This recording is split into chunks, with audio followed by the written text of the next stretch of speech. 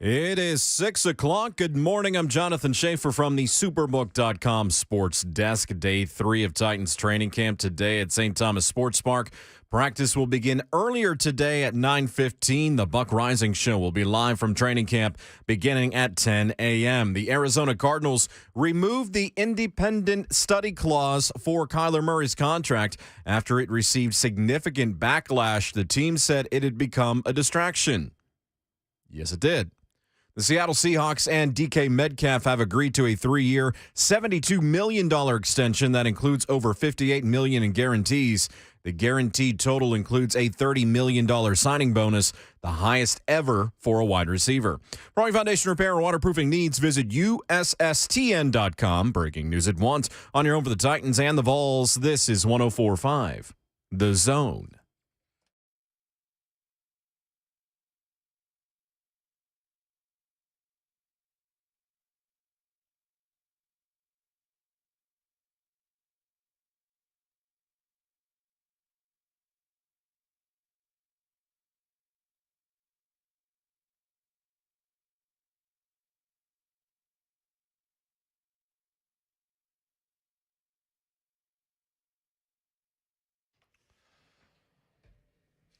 What's happening? Welcome in, J Mart and Ramon, 104.5 The Zone.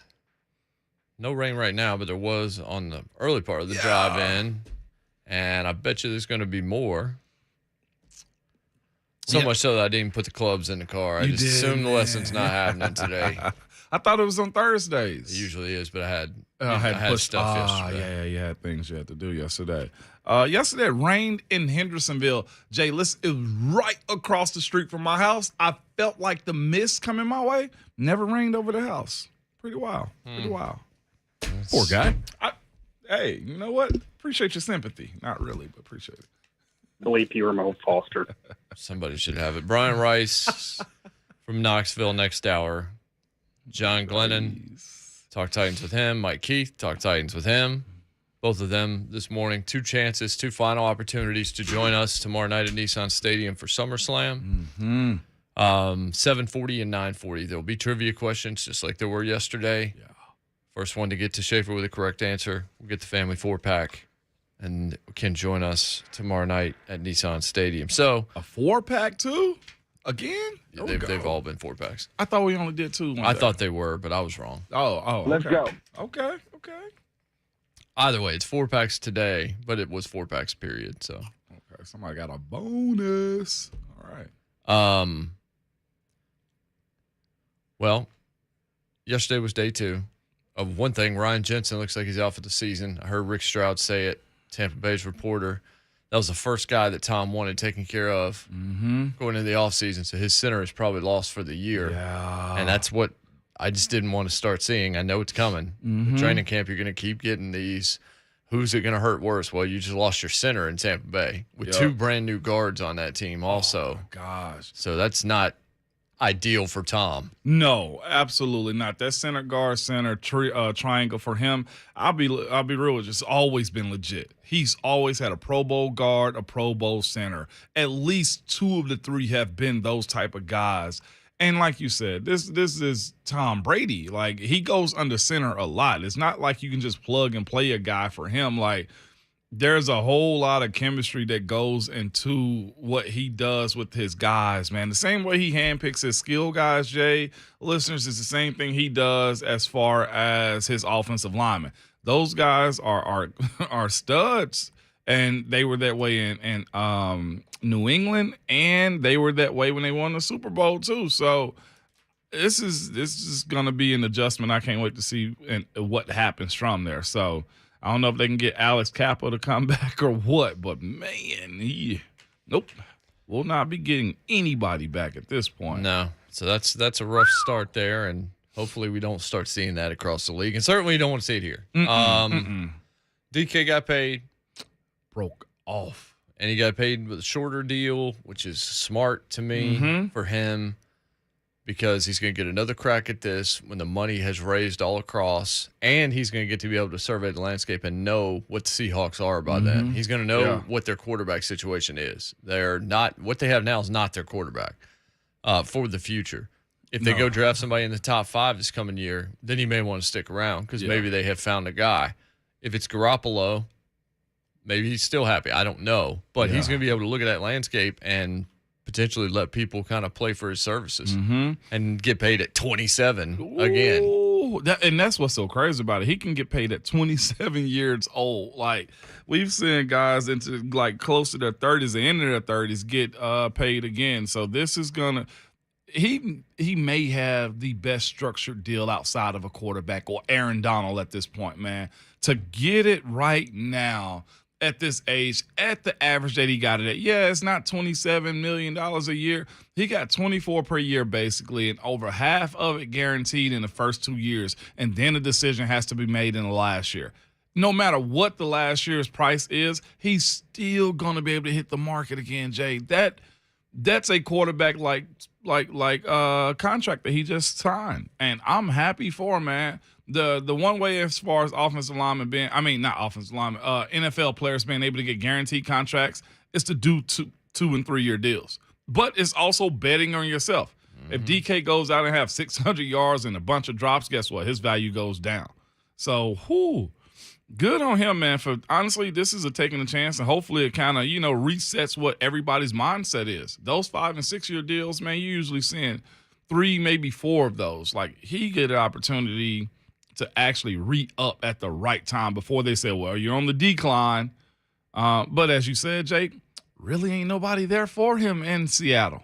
Nobody. No, I mean, look, it felt like, and it still feels like a rebuild. But they're like, well, we're going to take care of you because we want you. Once we tear everything down, we want you to still be there. Man. Almost nobody else is going to be there. I don't think Pete Carroll's going to be there. No. I'm kind of shocked he's there now. They have no shot. Like, they're an awful football team in a good division still. Like, we don't know what Trey Lance is, but we know what the Niners are going to do. They're going to be good. They're well coached. They have a good defense. They've got star wide receivers that can help a young quarterback out. The Rams are the Rams. The Cardinals, which we're about to talk about, are the Cardinals, but they still have not coming back. Whatever. Nuke. Yeah, I guess it's Nuke. I guess. Nuke if you buck. Nuke's what I heard for years. Yeah. And now it's Nuke. But they're, once he comes back, they're still going to be a difficult out. The Seahawks could be one of the 2-3 worst teams in the league, if not the worst team in the league. But DK Metcalf has the opportunity to just kind of be the face of the franchise, sit there for a few years, total up numbers, and then decide if that's where he wants to be long term because he's not there that long. And the question is, can somebody get it to him on his deep route? On his deep route, right? Because Drew Lock used to be a Denver guy. Yeah. He plays with a lot of just fire. I gotta give that to him a little bit. His passion is one thing, but to actually be able to deliver the ball and be the captain of the ship, I don't know if that's him. Clearly, it didn't pan out for him in Denver, right? But this is also a point in which I guess the fan aspect of seeing what teams actually do. Like, the pendulum usually swings for teams, man. Like, what was it? Most of the mid-2000s, Jay, like, Seattle was that team. Like, they had a real good run from the Legion of Boom to the Super Bowl to Marshawn, even a little bit afterward with Russ. It's 2 things, I guess, I'm kind of seeing from Seattle and what they are. Usually teams get really good and then they kind of fall off a little bit. But it's also based on the idea that if you don't have a franchise quarterback, you don't have much at all. Like, Russ leaving, I think everybody's pretty much like, yep, you guys are going to suck, and that's okay. Like, that's just where they are because nobody believes in Drew Lock until he actually proves something to us. So I can't wait to see what their season is going to look like, and DK should get his numbers because what other well, they got Lockett too, but he should get his numbers and, be happy he got broke off. Tory Dandy is still doing the job out here, man. Yeah, he definitely is. You don't want him to be the guy representing your guy right now for your team if you're a fan. Or a cash-strapped team. Like, if you're a cash-strapped team, Tory Dandy is not the person that you want to see walking in the building. You're 100% So right. to the back to real quickly to injury to Jensen, I heard it described. It happened in the last 6 plays of individuals, and it was a rookie. It was a rookie inside defender who pushed into the guy in front of him. Obviously, they were trying to get to Tom. but pushed a guy in. The guy pushed into Vita Vea, apparently, and Vita walked backwards into Ryan Jensen somehow. And, well, there we go. I mean, people bring this up all the time as far as offensive line play. Like, it's surprising this doesn't happen more often. As far as college goes, you see why they have guys put on the knee braces to stop from, like, those traumatic side hits and stuff like that. Fun fact, too, the knee braces don't stop from ACL tears either. That's like a twist or jerk or torque, okay? And those have happened with guys that have those knee braces on, too. The knee braces help as far as, like, the blunt trauma force that goes into a person's leg, like stops it from overextending or the side swipe or something like that. But it's that time of the year where that young rookie is trying to make the team.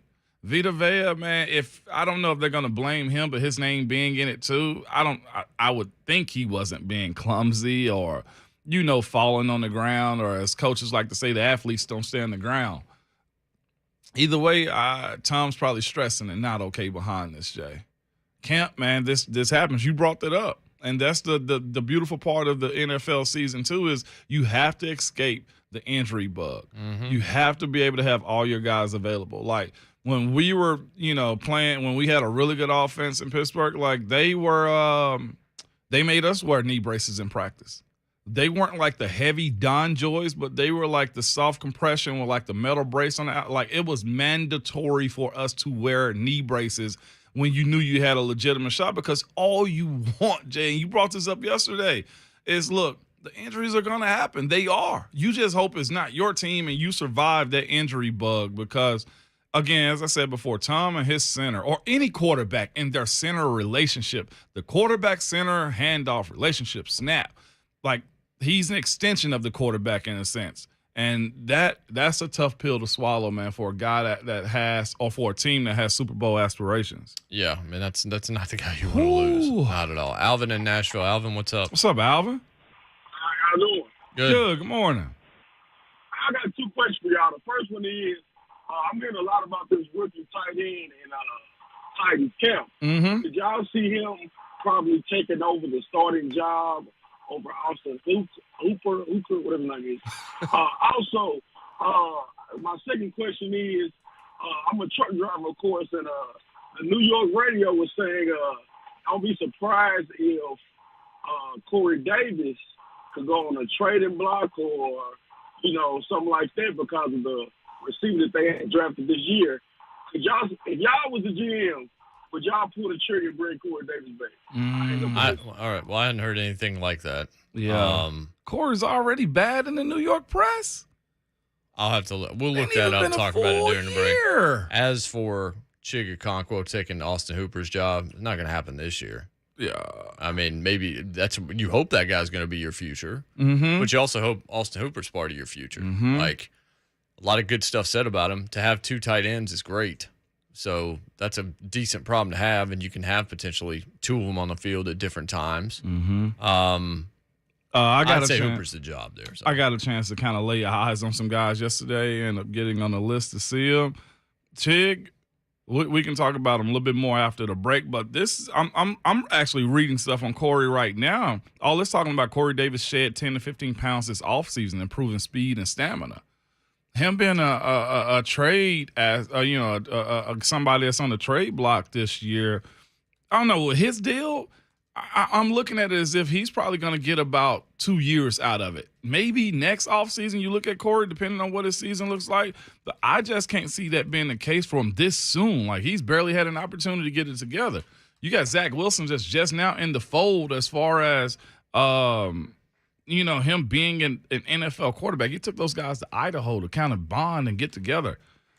That's just New York media is tough. That's one thing we spoke about, man, as far as when you go to those major cities that have a whole lot of press. That's one thing AJ is going to have to manage at some point is, them speaking this type of stuff on those national radio shows. Corey, I can't necessarily see that being the case right now, Jay. Yeah, I can't either. 615-737-1045. We'll talk more about Titans camp and observations from yesterday. When we come back, Jay Martin Ramon. A lot of guests today, 2 opportunities to win SummerSlam tickets to hang out with us tomorrow night at Nissan as well here on 104.5 The Zone.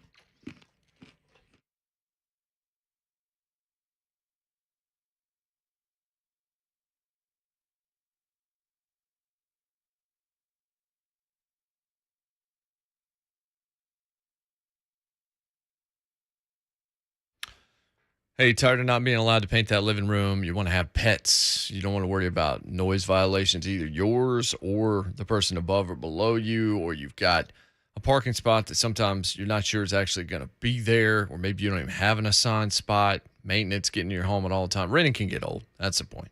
Instead of sending your monthly payments to your landlord's pocketbook, put them to work for you. Start thinking about your own home. Rents continuing to rise, up 21% in Nashville year over year. So stop paying the landlord's mortgage. Start paying your own. Talk to my friends, the experts at Mortgage Investors Group, to help you get started on your path to home ownership. They are the Southeast's leading mortgage lender, and they're here to help you get the right home loan. They care. They're committed to helping you close on time.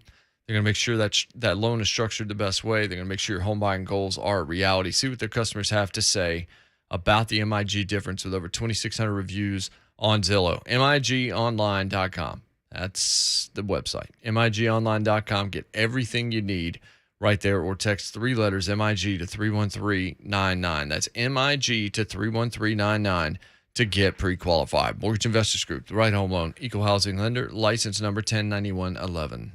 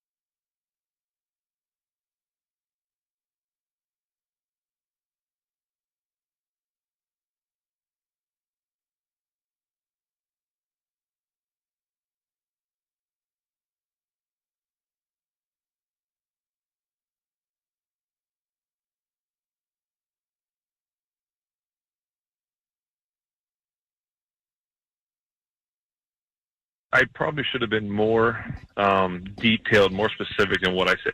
It's not the majority. It's not the majority of the guys are that way.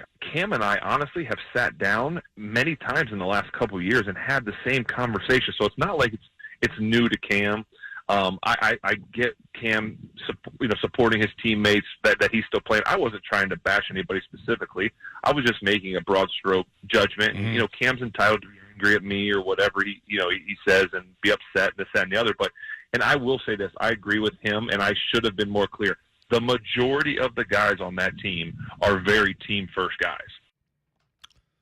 You screwed up. Oh.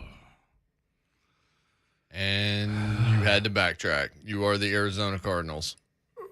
Well, Or Kyler Murray. that's a different story. They made a press conference about that. But that was Ben on the radio hit he did yesterday, clarifying entitled stuff. the situation. Sheesh. Which really, whatever, he's retired at this point. Just understand everything you say now is just going to be taken as a slight by everybody else all the time. Soon as you're out, everything changes, man. Oh, wow. I honestly can't believe they're doing this stuff. The other stuff in the AFC North, I think today might be Deshaun Day, but we'll see.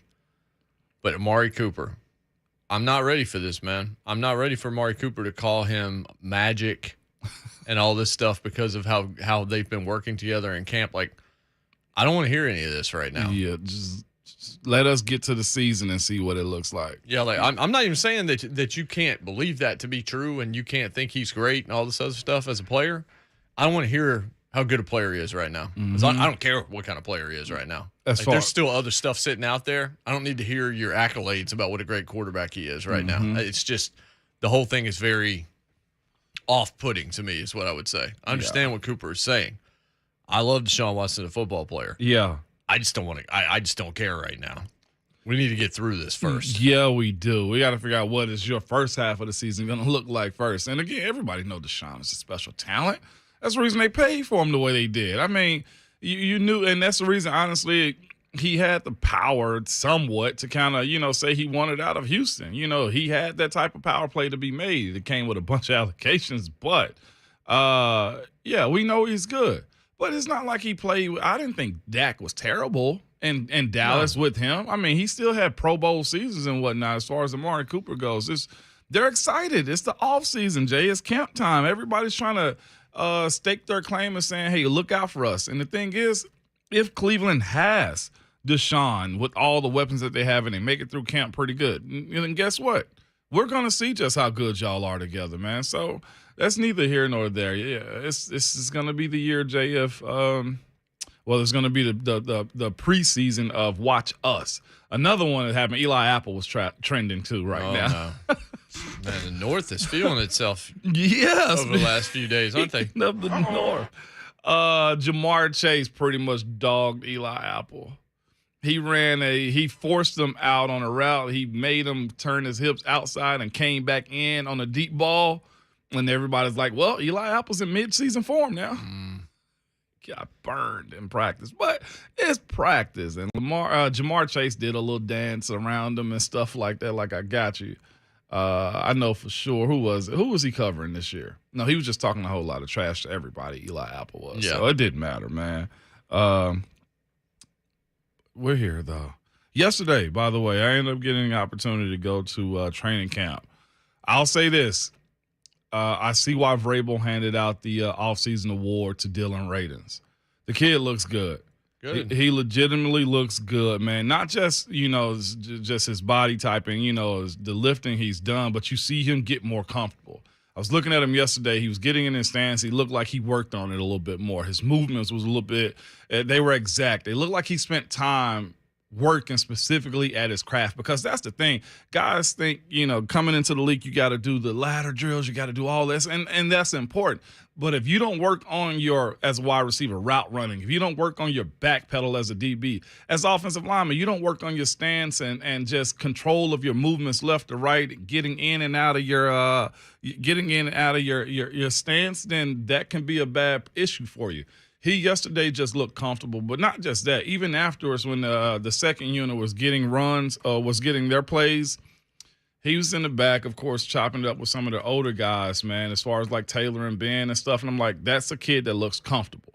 The way I see it right now, it's going to be he's going to put himself in a position to have a good camp. And if all goes well and he stays healthy, man, that could be a good start for him if he continues to battle that position out. So I'm looking forward to seeing what the rest of his preseason during these games is going to look like. And I know we gave him praise because of what he did in the 49ers game. I've always been of the mindset when he comes to guys getting a one-off start like that, well, that was just one game.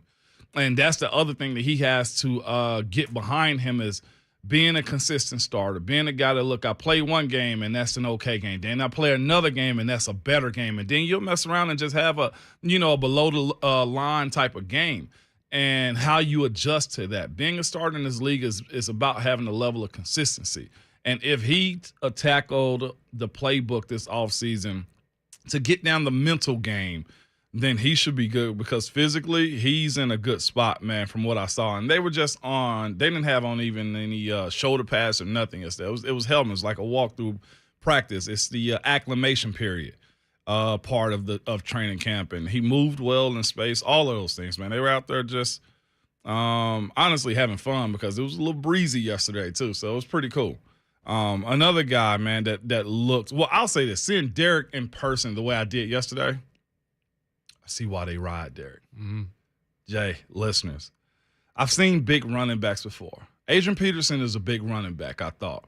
Le'Veon Bell, when I blocked for him, I thought it was a big running back. LeGarrette Blount, big running back, blocked for him too. I've seen bigger running backs, but to see a guy at Derek's height and Derek's size and the way, I think he actually got bigger from last year muscle-wise, the way you look at him, man. And maybe it was just my first, me putting eyes on him for the first time in that type of environment.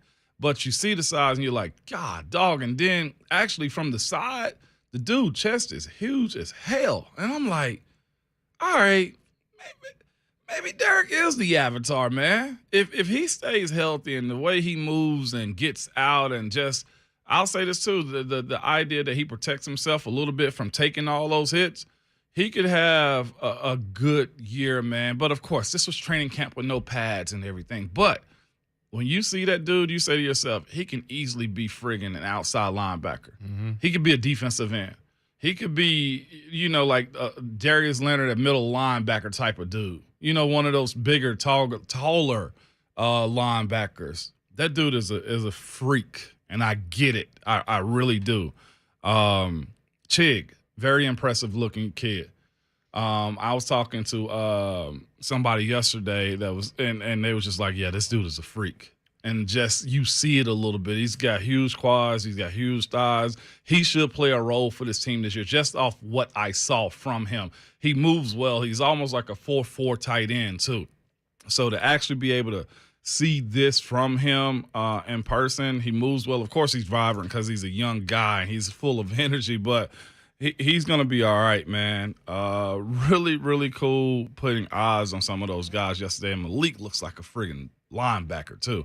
But the one thing that I was impressed with him for the most part, he was working on his short throws, his finesse throws more than anything, because everybody knows he has a cannon. But what good is a rifle if you don't know how to hit the short targets? And that's what I kind of saw from him yesterday, just working extra stuff yesterday.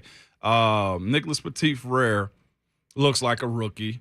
But he long, super long arms. He has tackle arms, man. And the way this is going to shift out as far as right tackle and left guard is really based on who has the least amount of mental errors at this point, though, because Nicholas Petit-Frere, you can tell he has some rookie movements about him. But he's going to end up being special. He's super calm, wasn't saying much yesterday, just like a rookie supposed to, as far as I saw, man. But this battle at right tackle and left guard is going to be interesting. Aaron Brewer was another guy I kind of put eyes on. Very athletic, super athletic, Jay.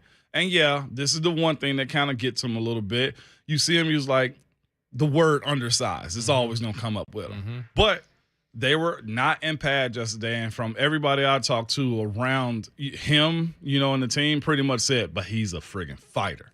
And I'm hoping that that's the aspect of, look, don't look at my size, look at my heart, and I hope he plays that way too for the most part, if he's the guy to win that starting position. And truth be told, Jamarco Jones is bigger than him, but he's not like it's an overly big guy. With that being said, this team runs right, runs left, moves around the pocket, and do play action and stuff like that. So it's not necessarily a one-on-one protection type of team. This is a move the pocket type of team. For the most part, it sets you up as far as play action. So they have the guys that fit the bill as far as being able to do the job. I was just impressed, honestly, with looking at Dylan Radins in person yesterday, man. He's really developed from the guy that came in his rookie year, and that's exactly what you want out of those guys, man. Got an opportunity for sure to talk to Bud. He looks and sounds like he's ready to roll, and they're healthy. That defense, though, is going to be special just from what I saw yesterday. And the other kid, too. And I said to myself after seeing him, Caleb Farley, you can see why John Robinson said, look, if we can get him healthy, we got to get him. After seeing him yesterday, he doesn't look like he's supposed to be playing DB or corner.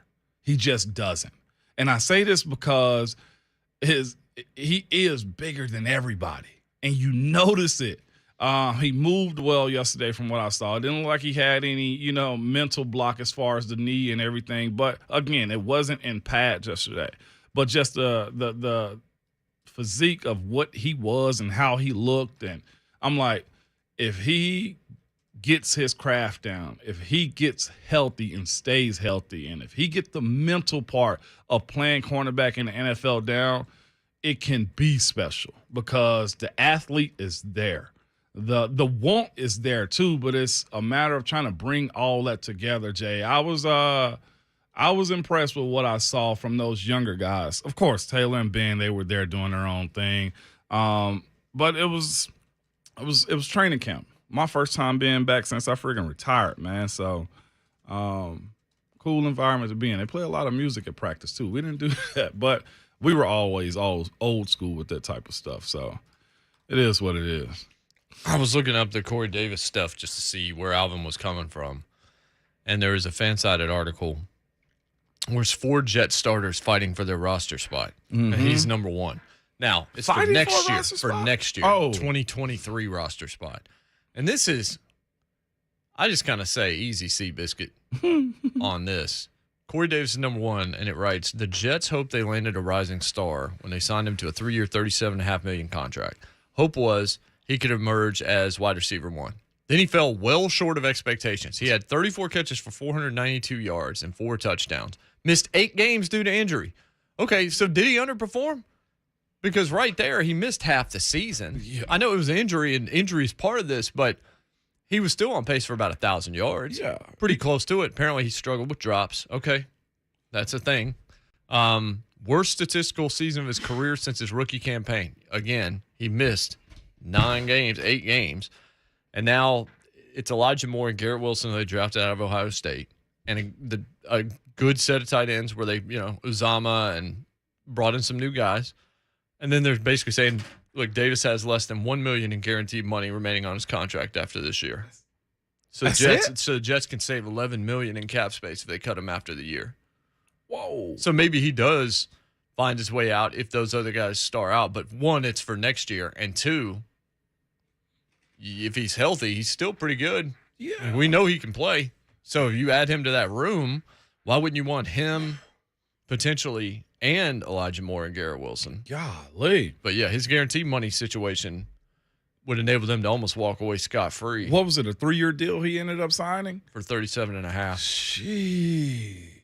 So maybe, Alvin's not off base to ask the question in terms of because of left? If you save nearly 11 in cap space, if he has just an average year and those other 2 guys star out, then maybe they want to put that money elsewhere, at which point he does maybe become available again. Do I think he comes back here? Probably not, but because I think that if he's available to come back here, it's probably because he didn't have another good year. Like he's been hurt again or he had average numbers again, and I don't know that that's necessarily what you need. Now, he was popular in the locker room. He's a nice guy. Everybody liked him. Mm-hmm. So I wouldn't say that the door would be closed for it, but it'd have to be the right deal. The real question is, why would you want Corey Davis back? Right.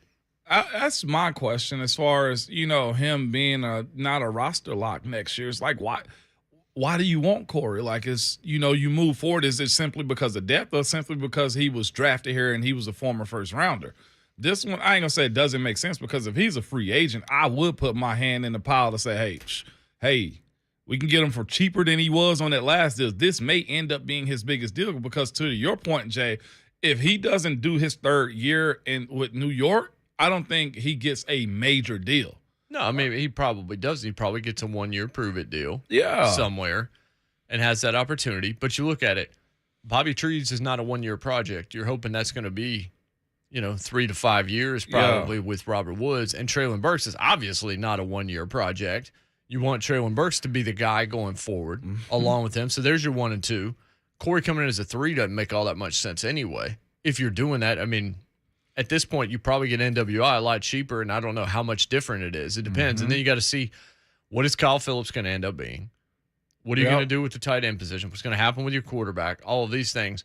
This is not a problem that I don't want to call him a problem, but this is not your problem. No. Your problem is not bringing in a third wide receiver at this point. Like, that guy should be in Indianapolis. If he gets let go by the Jets, he should go to Indy or a team like Indy. Indy's just going to ride with Pittman and a bunch of dudes. Yeah, no doubt about it. And by the way, I'm on his profile right now.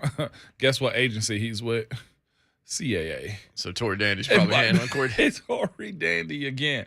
But besides that, this is so interesting to me. And I'm not saying this about you, Alvin, because you brought this up. But Corey went from being a bust here to we don't want him here to get him out of here to, man, we should have kept him in that after that 4th year to, hey, we'll take him back again. Like, he had a really good year right before he signed the deal, but everybody wanted him shipped out beforehand.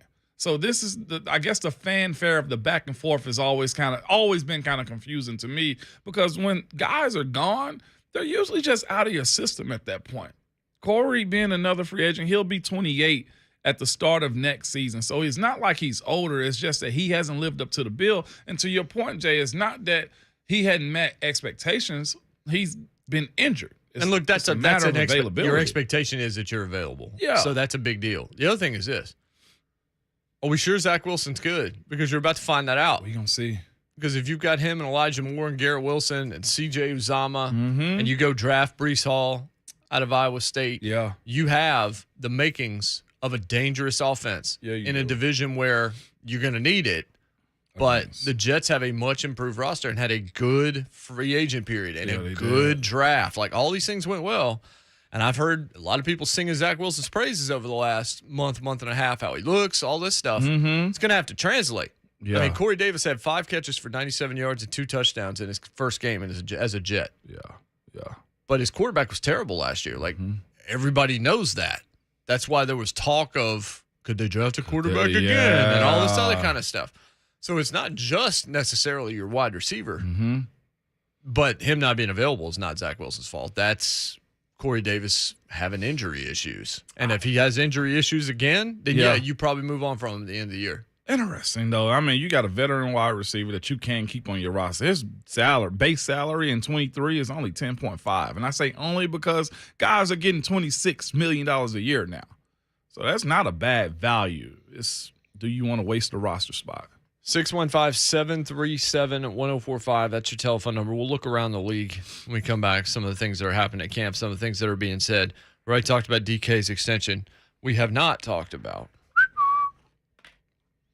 Kyler. Arizona.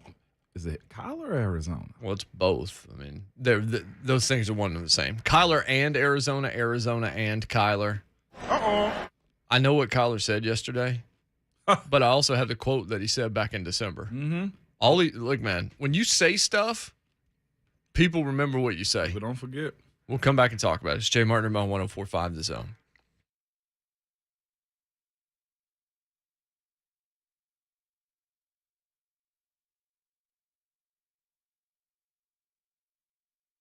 So if you manage facilities, then you know there's a lot that goes into that. The good news is Lee Company does too, and they know how to handle it. They've been in the facility management and expertise business for a long, long time, so they can become an on-site strategic partner as you grow as a facility manager. Here's what they do. They're going to do your HVAC. They can handle your plumbing, your electrical, your general maintenance, all the new technology, the touchless stuff, all of those things. They can take care of all of it. They work with unique facilities. They offer custom solutions. So if you're a facility manager, you know what goes into it. You want to make sure that when your doors are open, they stay open. You want to make sure the air quality is what it needs to be. You want to make sure people feel safe. And as it grows, as you get more challenges, you need someone that's ready for those challenges, that knows what it's like as they grow. And that's what Lee Company does. They become an on-site strategic partner as you grow. They are right there with you every single step of the way, taking the stress out of all of it for you. I want you to visit leecompany.com here this morning as a facility manager. Click on My Facility. You can learn absolutely everything. Telephone number is 567-1000. That's 615-567-1000. Or again, go to leecompany.com.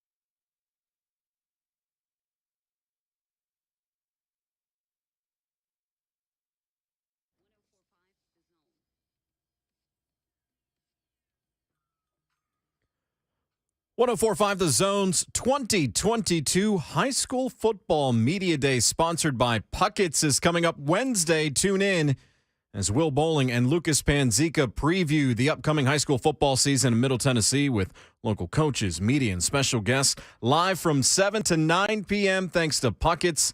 That's coming up Wednesday of next week. For more info, visit 1045thezone.com. Thank you, Mr. Schaefer. Quote, I think I was blessed with the cognitive skills to just go out there and just see it before it happens. I'm not one of those guys that's going to sit there and kill myself watching film. I don't sit there for 24 hours and break down this team and that team and watch every game because in my head, I see so much. That was Kyler Murray in December. Yesterday, of course I watch film. That's a given. People can't comprehend the amount of time it takes to do two sports at a high level in college, let alone be the first person to do whatever at my size. It's a joke. It's funny. It's disrespectful to say that I don't watch game film. Then who disrespected you? You? Because that was your own quote from 7 months ago. Yep. Which one's true? Are you this naturally gifted talent, or are you somebody where this went south? We have some audio of some kind. Here's that. There's multiple different ways to watch film. There's many different ways to process the game. There's many different ways quarterbacks learn the game and break the game down. Of course, I watch film by myself. That's a given. That doesn't even need to be said. Okay. I mean, you said you don't watch film. Now, if you want to get brass tacks, I don't sit there and kill myself watching film. Well, I watch it for 3 hours. I just don't watch it for 12. Like, I don't know. All I know is you made a point back in December to say, basically, you're a deity of some kind. And so your brain processes it to where you're not a guy that sits there and watches film. And yesterday, it's all about how you watch film, and it's a joke, and it's ridiculous, and it's disrespectful, and all this. The Cardinals pulled back the deal and said, this is not what we intended. Like, putting it in there, maybe not. But it being public, how did it get out? Yeah. Like, everybody sounds like a clown. Yeah. The Cardinals are starting to feel real Clevelandish. Yeah. Yes, they are backtracking and stuff like this, man. For me, I don't know if I've ever seen a team pull a clause out after backlash. Like, that right there is beyond Bush League to me by the Arizona Cardinals. And this is the other part, too. If Kyler actually watched it, and if they actually believed that he watched it, too, they'd have never put that in there. There was no need for them to actually put that in there unless there was some truth to it. Why do they put weight clauses in guys' contracts, Jay, if they're high or low? It's because they got a weight issue. It's just dumb, dude. Man. We can't put you on the field at 175. We need you 195, man. Man, we can't put you out there at 380. Look, you got 360s where you gonna be at. Like, those are things that dudes do. We need, like, they don't do that if it's not a thing, and that's what's so I guess foolish of what Arizona Cardinals and Kyler Murray are doing right now. I've heard from people around them. It's like, the dude don't watch film. Right, and he does. He's the last one in, first one out, all that stuff. The funny thing to me is you and your people signed this deal with that in it. Yep, and if you felt disrespected by it, don't sign it. Say, you're going to need to remove this. You signed it. Yep. And I had heard this over almost 2 years ago about this. I heard this almost 2 years ago that this was the case. Now, again, I don't know what he do at home, but clearly they believe something. Well, they think he's playing Kirby in Nightmare Dreamland. And the level of him defending himself, he's supposed to, I guess, because public perception is everything. But most people would be like, you know what, screw him. I'm going to go out and ball out. Watch me. That's really what I do. Like, all right, fine, it's in there. Yeah. Whatever. If I'm already doing it, right, because he says he's doing it. If you're already doing it, what does it matter if there's an addendum in there because it's not actually even going to come to pass? It's already gone public, so the damage is already done. It's the easiest money to be made. Taking it out, it's just like, all right, now it makes the organization look bad. It makes you look bad. This whole thing, if I'm a Cardinals fan, I'm just rolling my eyes. I'm just like, what in the holy... Yeah, and this is the thing, too, is they're speaking about non-football things right now. This is a contract situation that's gained all the traction around their training camp. Look, Nuke, he's out, okay? But you got Hollywood Brown. We should be talking about Kyler Murray and Hollywood Brown's connection in camp. We're not talking about – we're speaking about a non-football issue. And that's what sorry teams do. That's what poorly run organizations do. They speak more about non-football issues, and they do stuff like this. Y'all put that in there for a reason. This to me is – it's honestly not disrespectful to Kyler. It's disrespectful to guys that actually love the game. And I'm not saying he doesn't, but this is just like, dude, you need a clause to go study. For real. This is sitting down holding the clicker, Jay. This is what you're supposed to do to be better at the game. And you're not going to do it. I'm not saying he's not going to do it, but the fact that they put that in there, and you just said it, this is the biggest point of it all. Your agent saw this, who's probably a lawyer. Okay? Their If agency. not, he has one. If not, he has one. Their agency has other agents there. The NFLPA looked this over too to be like, yeah, cool. All right, if you're good with that, we're good with this. There are checks and balances before the contract is actually signed. And y'all say, yeah. Guilty, Jay. And for them to backtrack it, maybe it was one of them, we'll put this in there and see what kind of traction it get. And either way, Kyler is going to be forced to watch film regardless. That's where it's at. It's just that before they retrieved it out of his contract, they could have taken his money. Now I guess they can't take his money. I don't think the Cardinals had any issue with this getting out. No. Oh, I don't either. No. But do they look foolish on the back end side of it by pulling it? Or no, Yeah, they but didn't I really also- lose anything. But I don't think they care. They didn't lose anything really. They wanted it known by the public that their guy needs to step up. Yeah. And he's going to need it big. And I too. continue to think that they didn't appreciate that they were getting bullied earlier on in the offseason Yep. about a deal getting done, and Kyler was taking stuff off of social media and all that stuff. I don't think the Cardinals have that big of an issue of everything that went down because I think they wanted that information out there. So let me ask you this. This may be just naive and wrong. So before I even say it, let me couch it there. Couldn't Kyler have won this by having a press conference saying, you know what, they're right. Yeah. I've relied on my talent my whole life, and it's taken me a long, long way. I want to be one of the best to ever play this game. Yeah. So I'm cool with this being in there because it's not going to be an issue. He could have. Would that have been a win to have just kind of, in effect, just been like, you know what, I can do more? They've given me the respect to say, we're handing the keys to you long term. Yeah. I'm going to make sure that they never have to think Right. twice about the decision that they made. This is like an Hall of Fame type player being on the team and getting a roster bonus, putting in their contract like a weekly bonus. Like you're gonna be on the team. You know what I'm saying? And you're right. He could have taken that approach, but the way it seems, though, Jay, and hearing him talk about what he did in college and how he did stuff in high school, Kyler's always just been that dude. He is. And we know people like that, Jay. I've seen people just grab a ball, a paper ball, and throw it in the trash. Grab a pool stick, play that well. Grab a ping pong paddle, play that well. They can golf well. Like, there are people out there that they just can do less. They can. But that's where they always say when hard work meets talent. You know what I'm saying? Hard work beats talent. Imagine having a very talented person that will actually work hard and work on the details and actually do the very finite things. You know what I'm saying? Like, that's what they want from a guy like him. Well, I mean, look at Tom. Yeah. Look at Peyton. Look at these guys. Look, they were blessed with a lot, Yeah. but they also were meticulous. Well, I would almost say Peyton was blessed with a lot. Tom admits he had to work super hard. He had to work super hard, but he did have enough ability to be, you know what I'm to saying? be elite. Right. Yeah. But you like Peyton. Like, those are the Phillip Rivers. I even throw him in there. It's like he never got to the big show, but you say his talent and the way his work ethic has been portrayed by everybody, you get those type of like numbers. Drew Brees, like guys like that. Like, there are dudes that didn't just let the talent speak for itself. They're like, we're going to take the talent, we're going to nurture the talent. Yeah. It's like, all right, so I'm 6'3", so this isn't a great example. Let's say I was 6'6". Yeah. Let's say I was 6'7", something like that. Mm-hmm.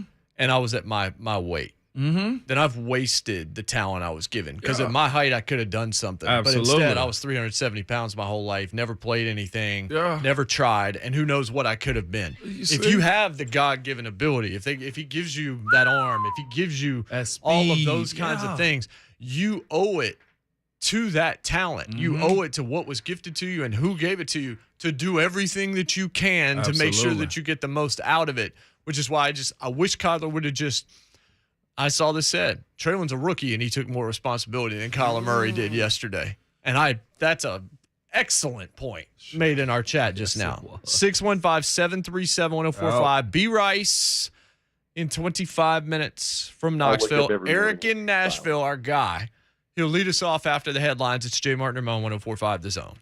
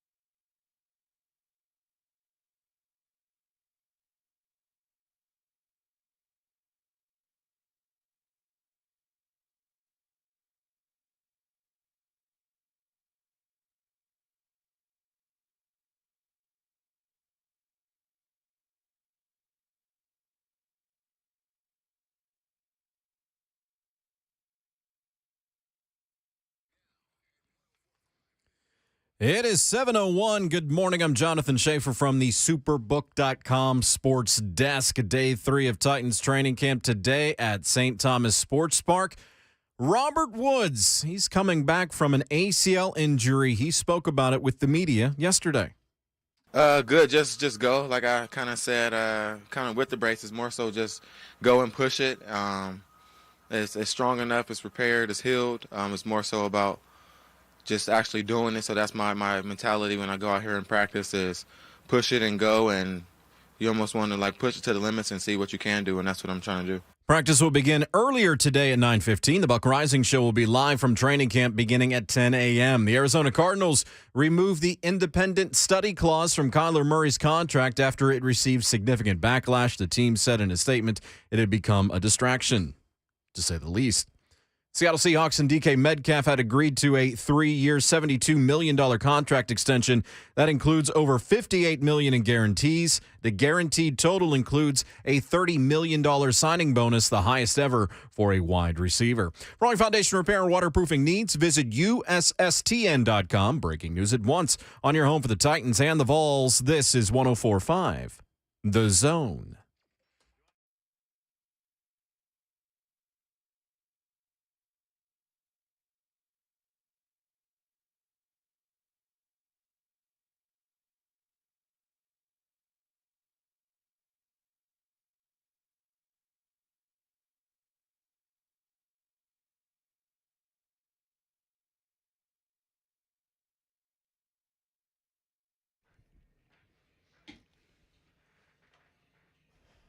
What's happening in hour 2? J Mart and Ramon lifted up by All Four Seasons Garage stores in Nashville. The website's allfourseasonsgarages.com. Go there to learn more.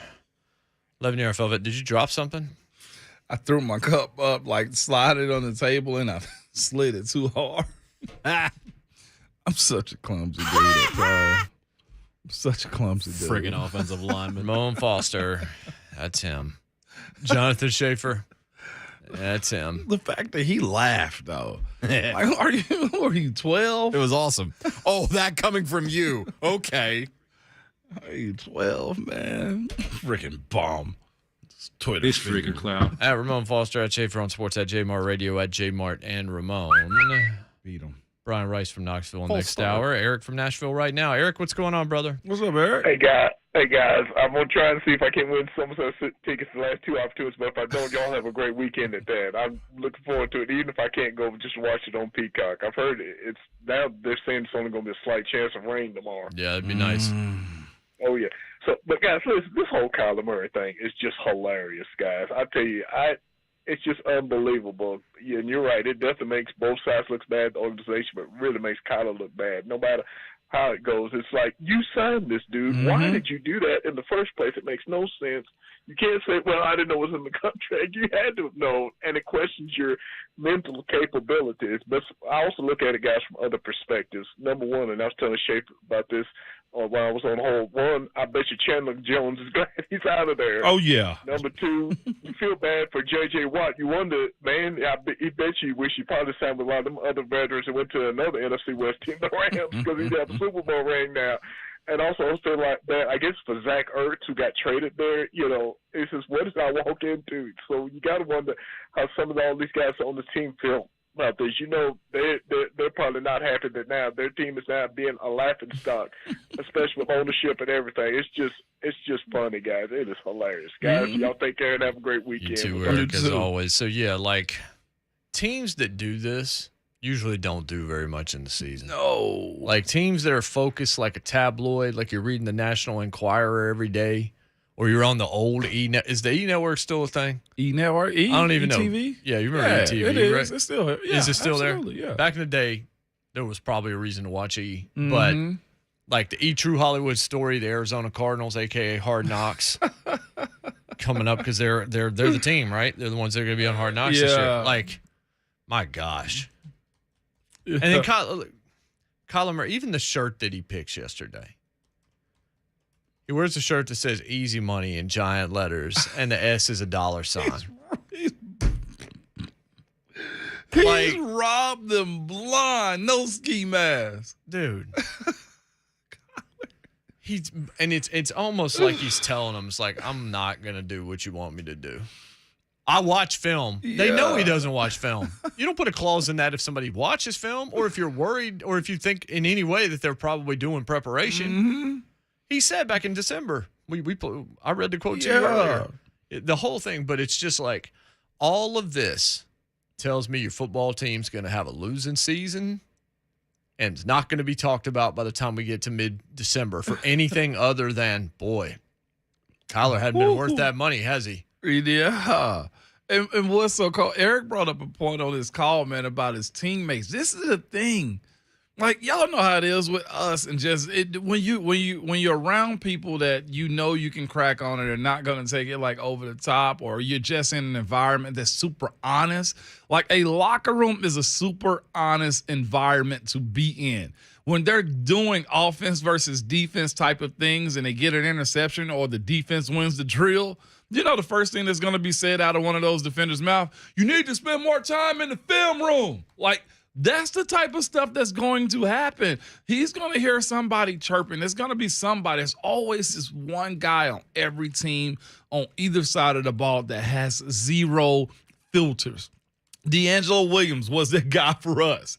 Like, when he came to our team, Marquise Pouncey was that guy for us. There was other guys that I played with that was like that on the other side of the ball that had zero filters. I know for a fact Wesley Woodyard was probably a guy like that on this Titans team that just would say anything, and that anything was truth, that anything was said in a joking manner, but it was just one of those situations that I bet you're going to watch more film this week. You know what I'm saying? Like, it's those types of things. It was, we go back to the famous clip of Cam versus Clay Matthews. You remember that? When Clay Matthews was pointing at Cam like, watch the ball, it's coming right here. And Cam was like, oh, you've been watching film, huh? Well, watch this. That moment right there let you know a guy, say what you want to about Cam. But one, he was a phenomenal athlete. He just got injured. But you could tell he studied the game. He watched tape. He knew where they were going to try to attack him. And that's where, the separator between guys that will go that extra mile is you got to understand, where are they going to attack me? Like, one of our biggest things we did was Kyler, flush him. Flush him out of the pocket. Now, not just that, flush him to his left. Like, and we did that against him, and we went and played him down in Arizona. And that's exactly what we ended up doing. And you can go watch it. Bud Dupree, at the time when he was with us, friggin' hawked him down. Minkah Fitzpatrick hawked him down.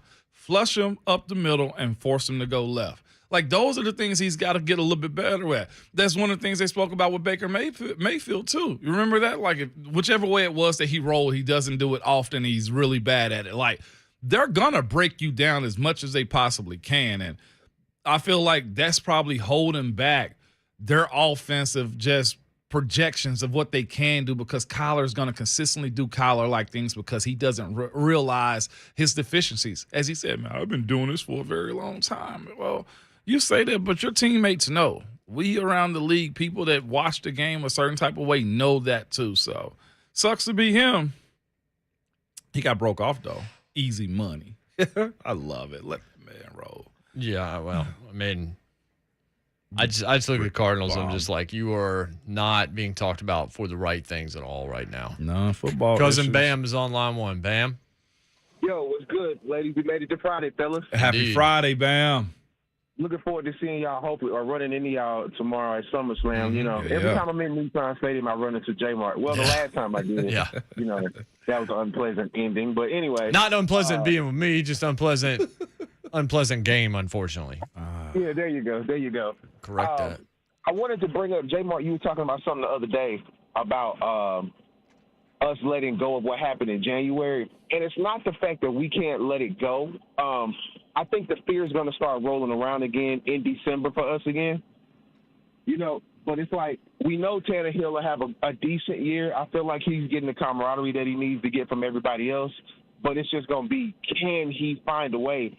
You're going to start to feel that optimism from everybody around the latter part of the year. Depending if he has a great year, if he comes out and do everything that he needs to do, it's going to be like, All right, here we go. Like, the butterflies are going to start coming back, and I just don't think that's something you can erase because, man, that was like a dagger in everybody's heart, man. It's like one of them things, it's like you try to get over it. You know, like if you get caught cheating on your girl or something, you know how, like, you try to let it go, but it's still in the back of your head sometimes. You know what I'm saying?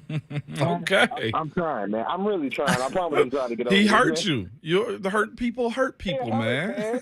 Listen, I saw Jason halftime, and when I got ready to leave, it's like we were leaving a funeral, bro. Like, man, I don't know, man. Soon, Bam. Soon, man.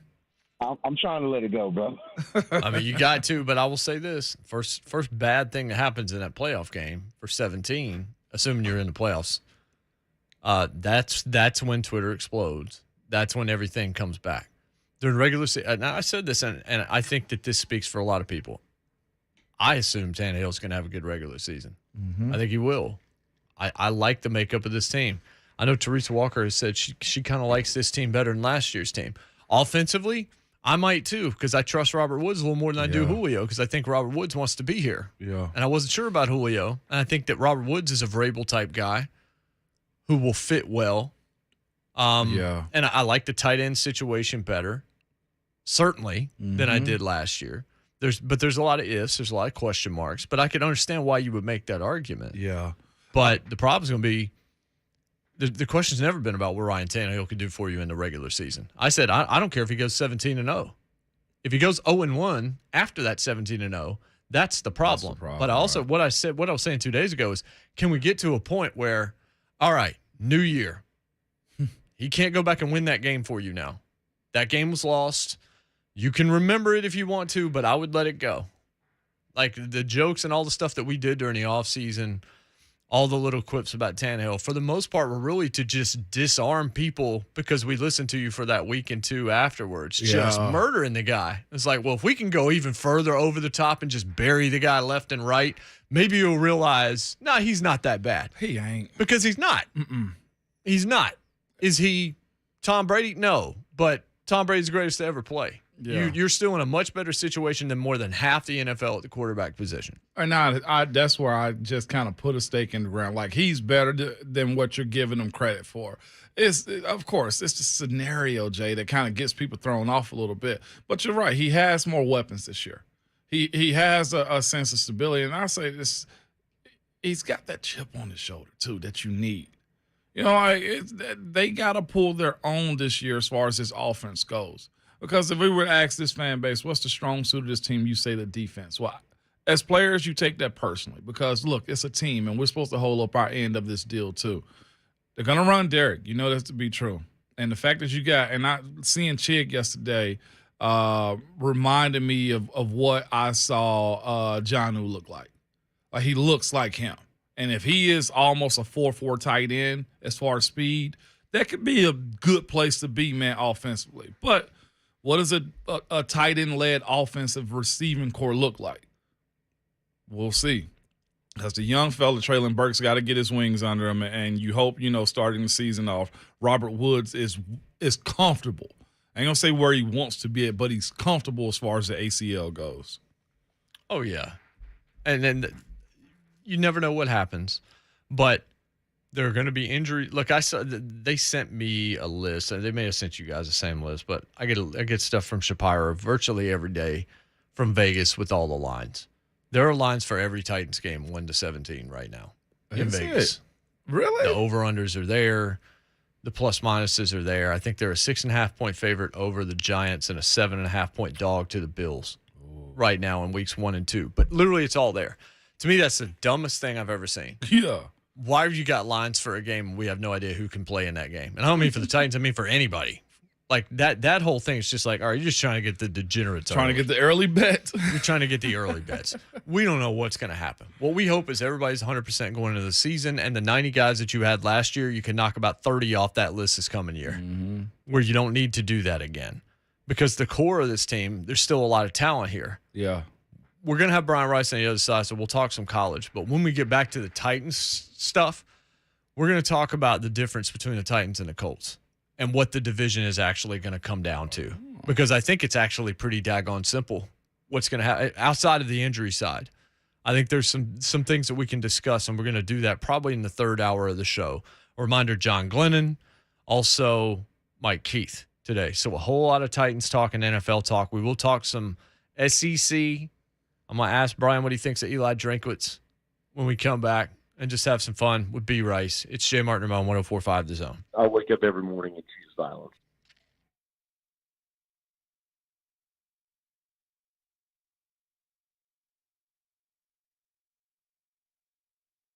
As leaders in disaster cleanup and restoration, the pros at ServPro are prepared for anything, like when the relief valve on your water heater fails and it pours gallons of water into your finished basement. ServPro is prepared for it. Or you have an electrical shortage in your office that causes extensive smoke and water damage. ServPro is prepared for that too.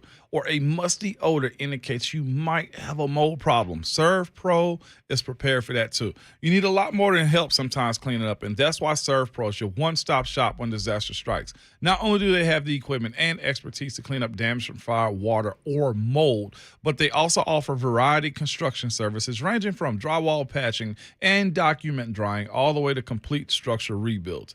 There's just one call you need to make to bring your home or business back as good as new and as soon as possible. So if you're in need of cleanup from fire, water, or any unpleasant event, ServPro is always ready to help. Call ServPro, an official downtown Nashville operators at 800 ServPro to see how we can help you get back to like it never even happened. The number is 800 ServPro. ServPro, cleaning, restoration, construction. Franchise is independently owned and operated.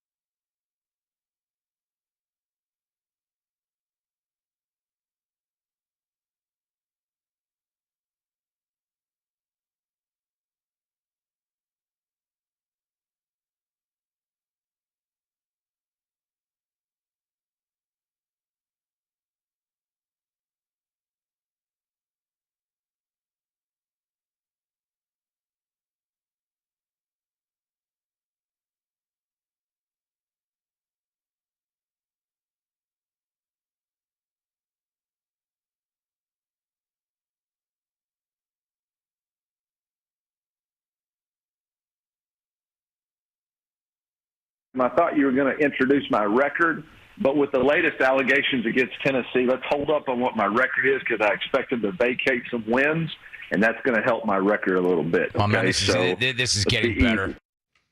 That was Eli Drinkwitz with Jim Rome a few days ago, poking a little bit of fun. That brings us Brian Rice on the Mark Spain Real Estate Hotline, of course, from the Eric Ainge Show on the Sports Animal, our sister station over in Knoxville. B. Rice, hope you're well. I know we had to move you from Monday because of everything that happened. I kind of like Eli Drinkwitz because I find what he does kind of funny, and I like the fact that he pokes fun at himself. He's got a little Conan O'Brien thing happening. I know some people probably bristled at this, and I can get that, but what was your take on that? Nobody should be mad at him for what he said, but he still shouldn't have said it. Yeah, in the context of who Eli Drinkwitz is, it's not egregious because he makes fun of everybody. He has proudly proclaimed himself the class clown of the SEC football coaches, and that's fine. But when you're one of three coaches to lose to Jeremy Pruitt in the awful 2020 season, you were the only coach that lost to him that didn't get fired that year. South Carolina and Vanderbilt made coaching changes for losing to Coach Thumb. And you come back the next year, first-year coach Josh Heupel, and they put 62 on you. Mm-hmm. Eli Drinkwitz's teams have given up 97 points in his 2 years there to Tennessee. Mm-hmm. That's not the direction I would have lobbed a bomb.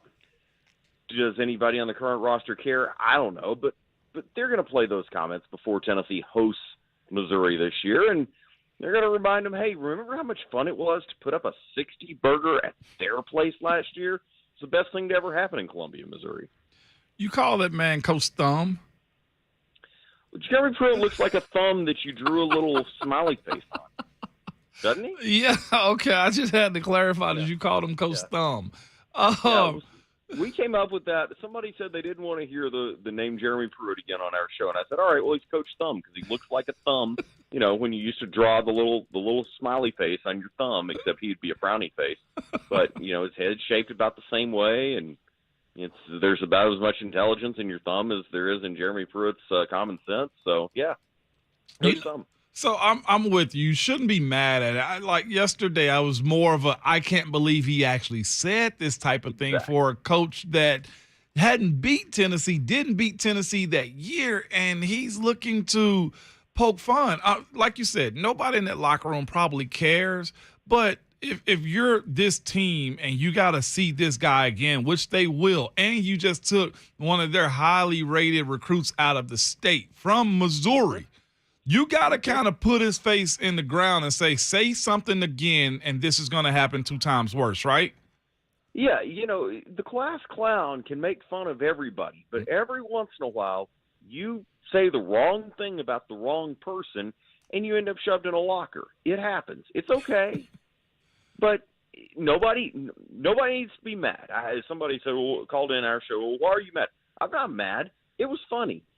But you're not the guy who can take a shot at Tennessee at that point. And then, of course, Jim Rome used it as he ended the Tennessee program, and it went on and on. I'm just like, what? Who still listens to Jim Rome? Where does he even still come on? Yeah. How has Knoxville taken the notice of allegations against them as far as everything goes around this? Is there much panic? Do you think there's enough that was done? How do you actually attack the coaches that aren't actually in coaches when the NCAA does hand down these whatever they want to call them, suspensions, sanctions, or just penalties? Well, you never know what the NCAA is going to do, even in the modern era. So that's always concerning, and that's always going to bring a level of concern to everybody involved with the program. But I don't think anything that happened or anything that was in the notice of allegations was a big surprise. You got some details on some things that you knew. It turns out they're even worse at cheating than we thought. They weren't handing out McDonald's bags of cash. They were handing out McDonald's bags of McDonald's. Somebody on that staff thought giving somebody a bag of McDonald's was a recruiting inducement. What? Yeah. Come on, man. Come on. At least make it Chick-fil-A. But, you know, so those things, nothing was worse from what you thought it was going to be coming into this. I think in a lot of people's minds, it was actually a little better. So where do you take that? Where does the NCAA take that? The NCAA said Tennessee was a model for cooperation and a model for what schools should do when they uncover that there are violations. Mm-hmm. If the NCAA turns around and hands out significant additional penalties beyond what Tennessee has self-imposed already, then it will be very difficult to convince any school ever again that they should cooperate with the NCAA. Wow. Because you have no reasonable way to argue that you should. Missouri cooperated with the NCAA on their academic scandal, and they got hammered. And I said it then, how do you expect another school to cooperate? Well, Tennessee did. They had better accept what Tennessee self-imposed. But because if they don't, you're never going to get anybody to cooperate again. And I think that's well said. So now I'm gonna treat you like you are Teddy Ruxpin, and I'm just gonna kind of pull back and let you talk. Okay. How often does Pat Forty reside inside a Massengill box? Why? I mean, can he not let things from 5 years ago go? I don't understand. Austin Price of Allquest said that the other day. You know, somebody asked them if they were going to respond to what he said, and he goes, "No, because we're not living in 5 years ago like he is." He knows what gets clicks, and so I give him credit for always going after what's going to get clicks. But there is not, to respond to something very specific that he said, there is not a single person wearing an orange T-shirt today on Big Orange Friday that regrets for 1 second not wanting Greg Schiano as Tennessee's head coach. Mm. You had the opportunity to hire a new coach, and you want to get rid of somebody that you were in a toxic relationship with to hire somebody else who has been incredibly toxic other places. I mean, Ramon, you know from being in the NFL and the NFLPA, the reaction to players, or from NFL players to his tenure in Tampa, was when another franchise wanted to hire him as a head coach, I'm told the NFLPA said, hey, that's not a good idea. Mm-hmm. So when you're talking about that guy who was involved in the Penn State situation, according to sworn testimony in a civil suit, he knew about what was going on. He denies that. It's important to say he has always denied that. But when you have come out of a toxic relationship, any red flag that the next person you want to date presents, you run from if you're smart. And so Tennessee fans saw a guy with multiple red flags and reacted. And some in the national media have never let Tennessee forget it. Because, well, you just thought you deserved a better coach. No, you don't know that. Right. And that's, I guess, my biggest issue with Pat Forty or anybody else is their entire premise is based on a lie. They have convinced themselves, or they just outright don't care, that Tennessee fans had legitimate moral concerns about this person, and you labeled it fake and then moved your entire narrative for years off of your suggestion that it was fake outrage. Well, it wasn't. It wasn't. It wasn't for donors. It wasn't for fans. It wasn't for the people that marched on the athletic facility. And so nobody regrets that. Right. Did your next coach not work out? Your next coach absolutely did not work out. But I said this on our show earlier this week, and I stand by it today. Tennessee football and Tennessee athletics is in a better place today, the last week of July 2022, with what is in place now, than they would have been if John Currie had hired Greg Schiano. You'd had to fire him after 3 or 4 years and start over. The entire program is in better shape and on better footing now with Danny White, with his staff, and with Josh Heupel than it would have been in any alternate reality that starts with Greg Schiano being Tennessee's coach starting in the 2018 season. Speaking of coaches, with Coach Heupel and his staff and his team, training camp is going to start up soon for colleges. What's the one area that you expect Tennessee to be better than they were last year, and an area that they need to actually get better at during this camp too? I think it's the same answer to both questions, because it has to be on the defensive side of the ball. Mm-hmm. It has to be – what you have to be better at this year is third down defense. Okay.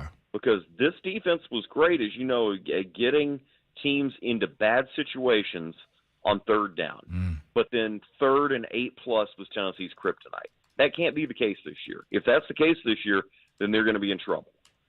So I think that's going to be the point of emphasis this year, has got to be getting off the field on third down. Hendon Hooker apologized. I had a speaking engagement earlier this week to the defense for, putting them right back out there after 3 plays. Well, brother, you didn't go 3 and out. You went and got 7 points. So when you do that, it is the defense's responsibility to back it up and get another stop. Because, if the defense is forcing 3 and outs, it doesn't matter that you go score in 3 plays. They're still going to be arrested. If it's 5 plays, if you let them get 1 first down, it's not a big deal. So I think third down defense has to be the thing. They have to find a way to contain running quarterbacks, whether it's getting somebody at linebacker who that's their job, or whether it's providing better coverage in the defensive backfield. Yeah, I think the defensive backs last year were unfairly maligned in a lot of cases because they're providing good coverage, but guys were escaping the pocket, and eventually a guy's going to break loose. And I think that's what we saw a lot last year. So all of that has to get better, has to be a total defensive effort. Is there a recruit from last year's class that you kind of expect to take a step, maybe start? I know, getting Tyree West last year was really big. What about Addison Nichols? Like guys you expect to kind of, make a splash. James Pierce was another guy that was highly touted as an outside edge rusher. You speak about keeping quarterbacks in the pocket and getting off the field on third down. Who of that list of 22 guys are you like, yeah, we got to see them on the field and making plays for us? Well, I think the 3 guys you mentioned are a huge part of it because there's snaps available at all those positions. At edge rusher, Tennessee's pretty deep, but here's the thing. If you can work one of those young guys in, then it's a lot like Derek Barnett in 2014. Derek Barnett didn't necessarily play every snap or every down, but they were able to find his perfect situation, and he went in and had a great freshman year. I think you can do that at edge rusher. I think there are lots of snaps available for pure athletes in the defensive backfield, and I think you're going to see some guys on offense have some opportunities as well. At running back, at wide receiver, there's a lot of production that needs to be replaced at those 2 slots, and I think this staff is not afraid of playing young players. They're not afraid of getting guys ready to play, particularly some of your early enrollees that were here and were very impressive in the spring. I think they're going to have a big opportunity to play when training camp opens on Monday, and then when Tennessee kicks it off 34 days from today. Brew McCoy, going to be available, good to go? How is that situation looking? Everybody that I talk to is optimistic that there will be no issues eventually. From what I understand, he is still not officially eligible to compete, but is eligible to practice. They are all optimistic. I hear nobody having serious concerns that he's not going to be ready to go. But, we've been through these sagas before at Tennessee. Most of them have worked out just fine. Most of them have worked out just fine by the first game. But you never know. And so until I get the word that he's clear, I'm not counting on it. Now, the coaching staff may look at that differently. The coaching staff may be looking at, hey, we're going to go ahead and operate as if he's going to be available. I think you rep him like he's going to be available, but you plan for somebody else having to fill that role, just because if you get bad news, even if it's unexpected bad news, you have to be ready to send somebody out there at his position and to have the rest of the receiving corps ready and organized to be there. So I think you treat Brew McCoy as a bit of a bonus, but everybody I talk to expects him to be ready to go by the time it kicks off here in 34 days. So I said last week I'm going 9-4 this year for Tennessee. And there's really only 2 games where I really don't feel like you can win them. I mean, I guess you can because you're going to play them, but there's only 2 games that I'm knocking out of that. I think you can beat everybody else on the schedule, but it's an SEC schedule, so there's going to be a weird loss somewhere in there. Maybe LSU or something like that can get you or whatever like that. But with the bowl game 9-4, I had somebody mention this to me last night, and it was a really interesting point about where you were and where you are if you're Tennessee. If they told you 5 years ago, with the whole stuff with Schiano and all that. Now, we're going to throw out the Sandusky stuff because that was ghoulish, in my opinion, to bring that up. If you don't want the guy coaching, that's one thing. But don't try to ruin his life with no evidence. Like, that was problematic for me tremendously. But if you knew 5 years ago, all right, You're not going to end up with Schiano. You're going to have Pruitt. You're going to have all this other kind of stuff. But on the other side, you're not going to have John Curry, and you're not going to have Greg Schiano, and you're going to end up with Josh Heupel and Danny White. It feels to me like most Vols fans would take that, even with whatever might be to come from the NCAA. Yeah, I think with you're always concerned about the NCAA doing something that you don't expect. That's important to be said. But, yeah, I feel like Tennessee fans are the most optimistic they've been since the 2016 season. And that's an important thing. That's, this whole offseason for us on the air, but mostly for us in the community, talking to people and having people come to remotes and talking about their excitement. This feeling is not something that you've had in a long time.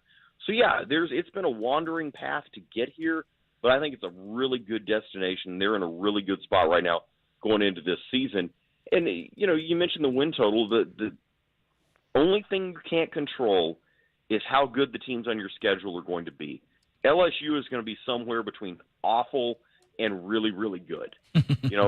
I look at South Carolina kind of the same way.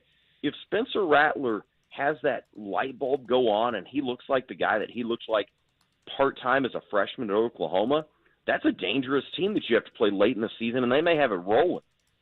So you never know what happens in some of those games. I expect 9 regular season wins, but 8 is kind of they better get there. And because you expect to be better than Pitt, you expect to be better than South Carolina, Missouri, Kentucky is an interesting one, but I think you're ultimately better than they are, and it's a home game.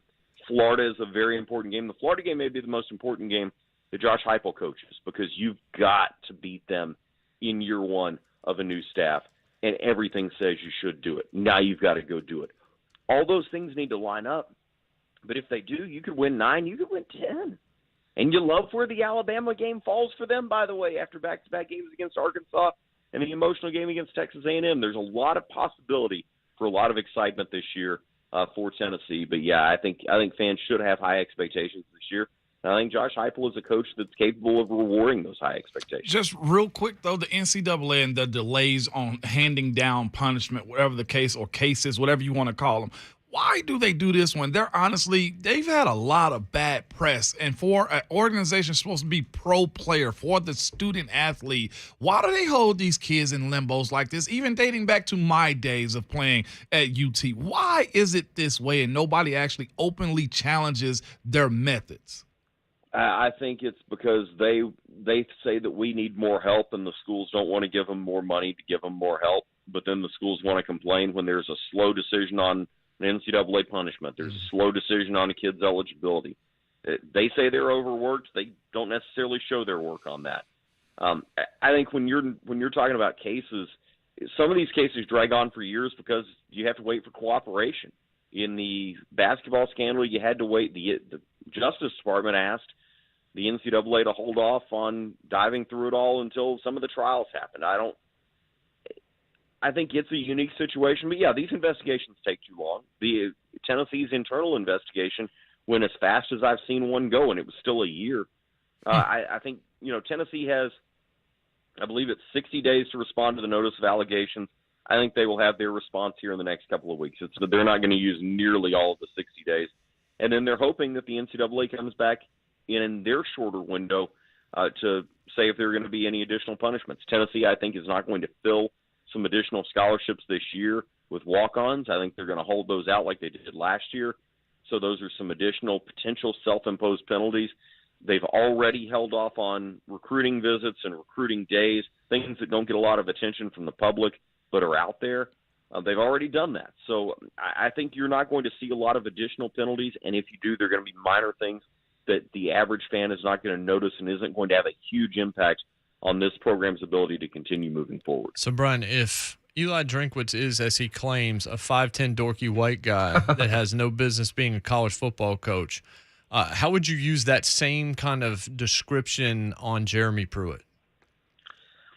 Jeremy Pruitt's a lump that is an unemployed lump, and he's going to be an unemployed lump because the NCAA is going to give him the show cause to end show causes, because you can't, as a head – what What previous head coach has not at least had some plausible deniability?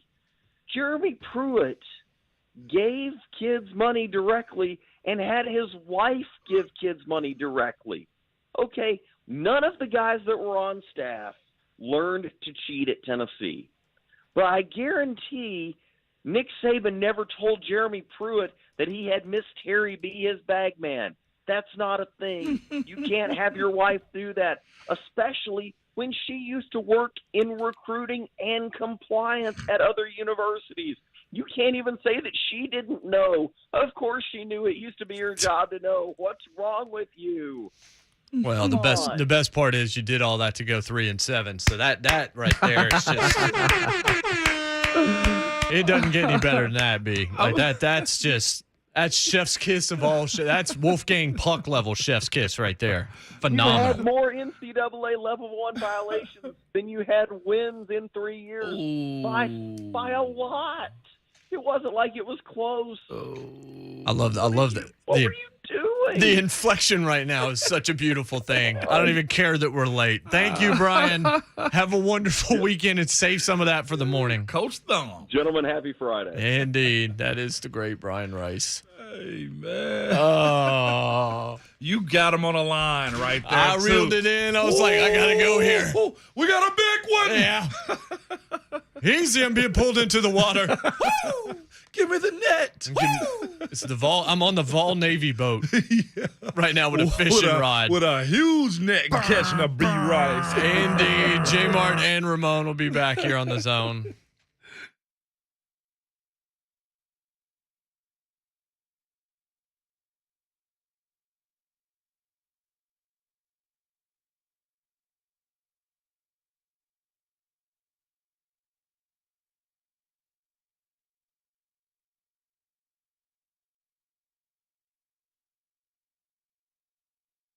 Is the summertime heat causing you to lose your cool? I know a lot of people did this summer because it's been hot. But don't let a broken down or older HVAC unit keep you from being comfortable in your own home.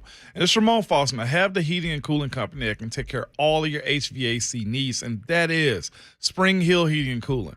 They offer free service calls with their repairs, plus low monthly payments on those repairs. And if you do need a new unit, listen to me. Spring Hill Heating and Cooling offers 60 months, no interest financing. Plus, they can provide the financing for qualifying purchases and free estimates on those replacement units. And they also back their work with 10-year parts and labor warranties. So when the summer is at its hottest, they are at their best. Spring Hill Heating and Cooling, available anytime at springhillac.com.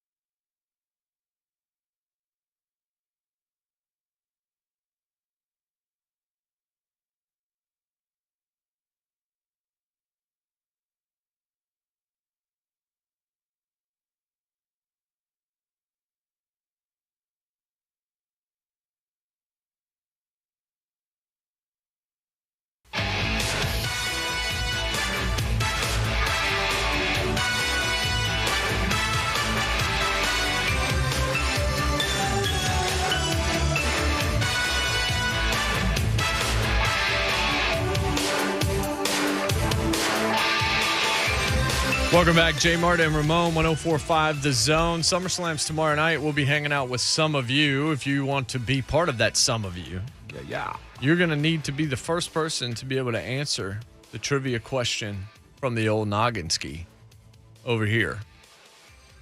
It is J. Mart and Ramon. Yeah.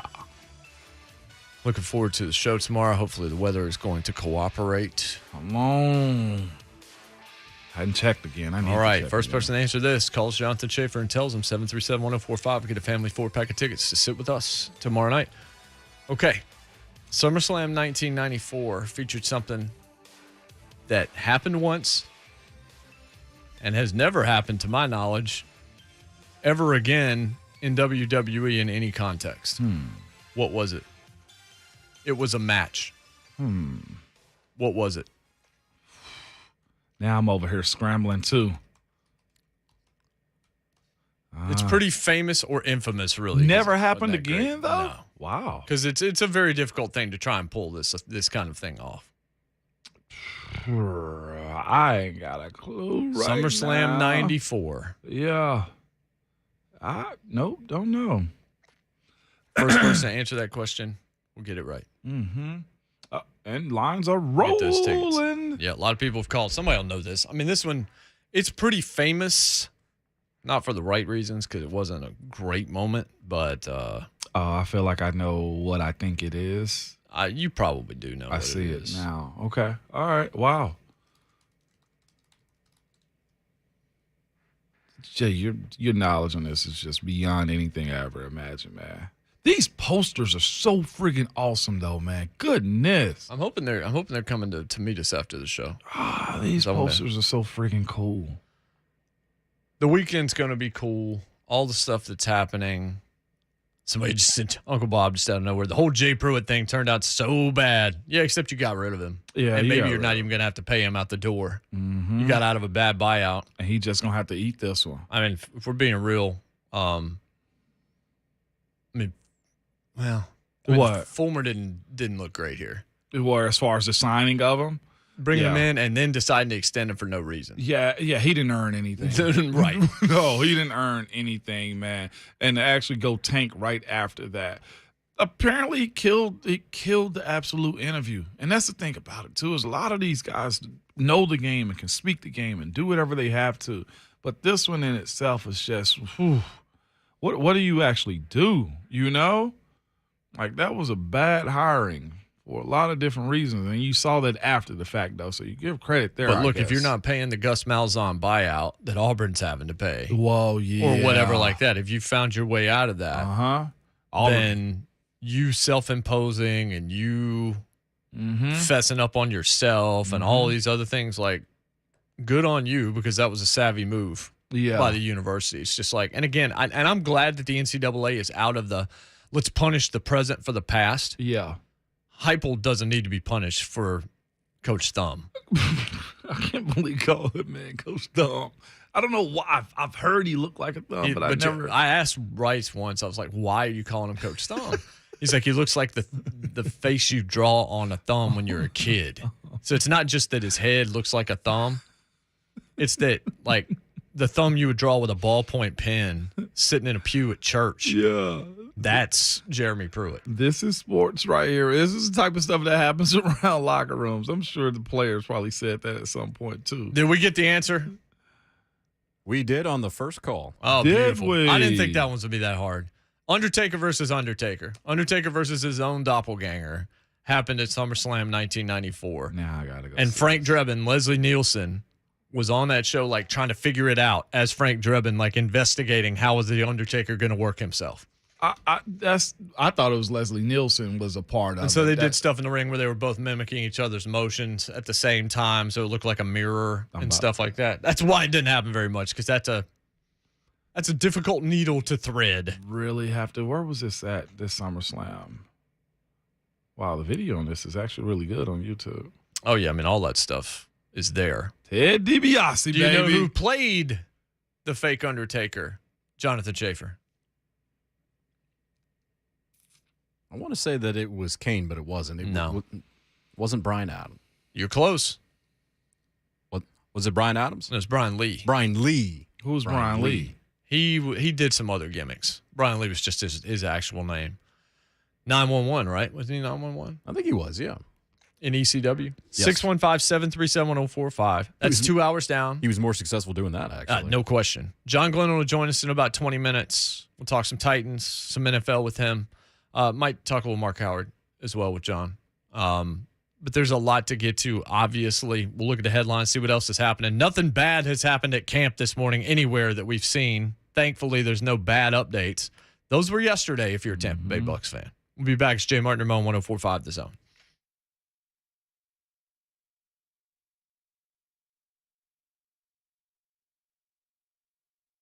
Man, it's still time to beat the heat with Window Nation if you did not know that. Because right now, you can save $200 off any style new window from, listen to me, Window Nation. That's the place to go to. Plus, pay nothing until 2024. And with those windows, you can lower your energy bills, raise the value of your home with new energy-efficient windows from Window Nation. Weather impacts those windows. Hot days, cold nights. Caulk is cracking, seals failing, condensation. That's why Window Nation uses top-of-the-line materials. That includes mold spray, Quad Max sealant. Those are tough against all types of weather conditions. That's because these are window experts. They've done over 200,000 windows just in the last year alone. That's 40 times more than the average window company. 96% of them require no follow-up service. Over half their business, they told me, comes from fixing jobs that were botched by other companies. Most window companies, most home improvement companies are out of business within 3 to 5 years because it's hard to do. Window Nation, not going out of business. They've been rolling for a long time, and they're going to get it fixed. And then when you look at what they are doing, the quality of what they're doing, you've got a company that's going to be around for you for a very, very long time. Save $200 off any style window every two you buy with Window Nation. No payments, no interest until 2024, and a free entry door with the purchase of a house of windows. You're going to save thousands on those windows and those energy bills, all while upgrading the look and feel of your home. The telephone number, I called it. I'm on their schedule right now. 866-90-NATION, 866-90-NATION, or online where? At windownation.com.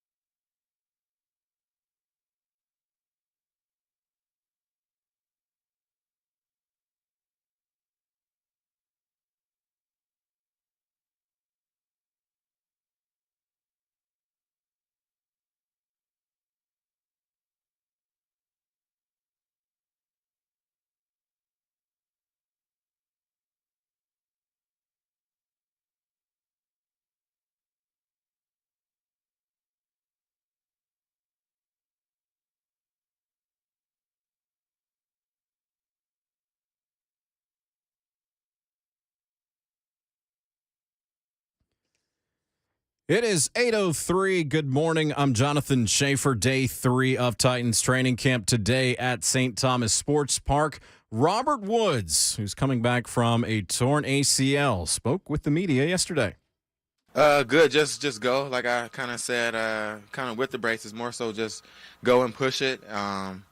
It's strong enough. It's repaired. It's healed. It's more so about just actually doing it. So that's my mentality when I go out here and practice is push it and go, and you almost want to like push it to the limits and see what you can do, and that's what I'm trying to do.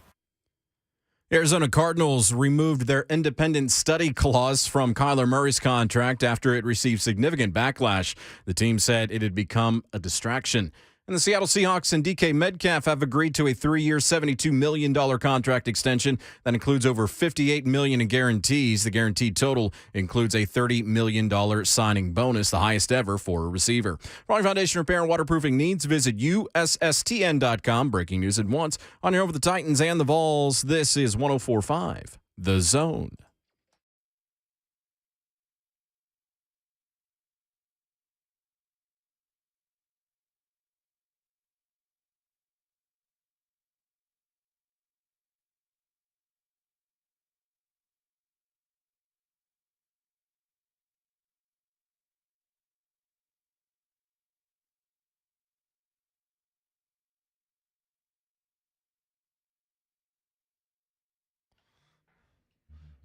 What's happening in Hour 3? J. Mart and Ramon, 104.5 The Zone.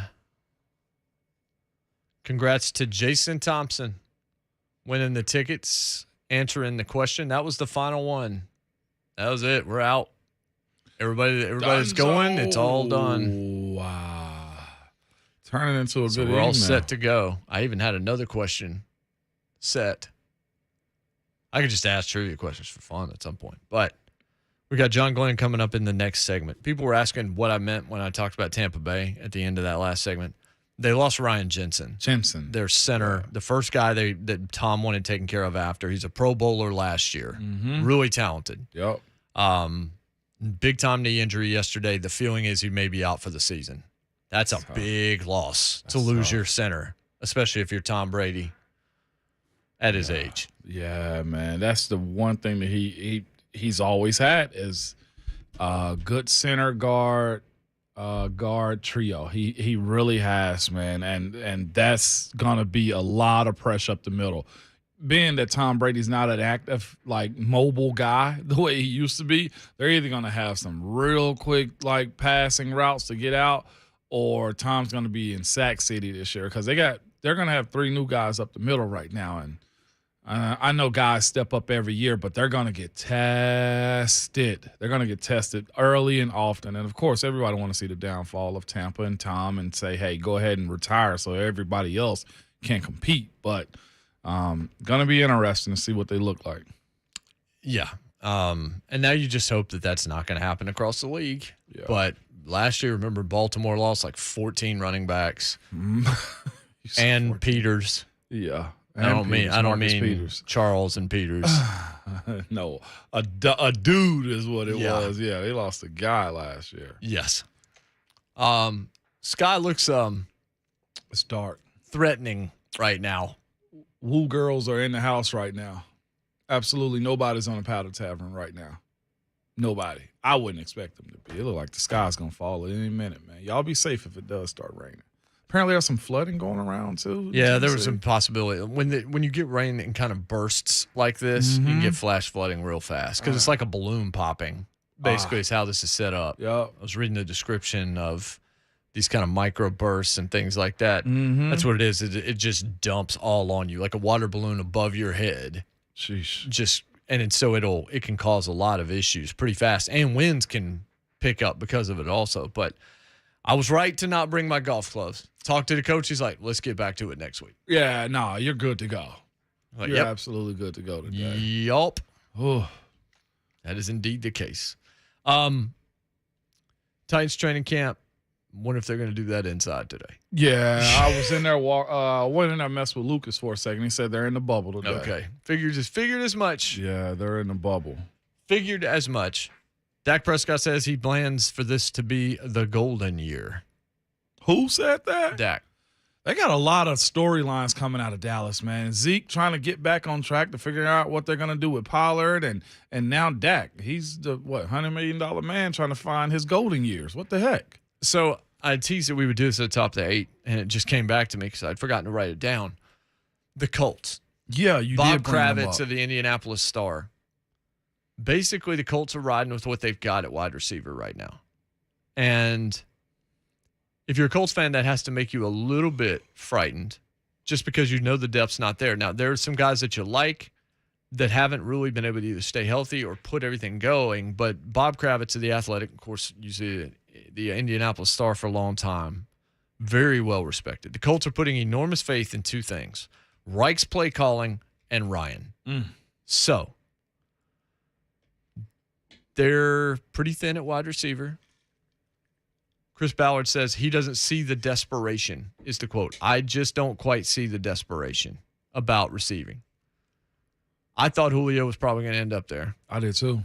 He went to Tampa, which, okay, maybe they think he's more injured or whatever else. So they're entering the season that way. This is how it goes, okay?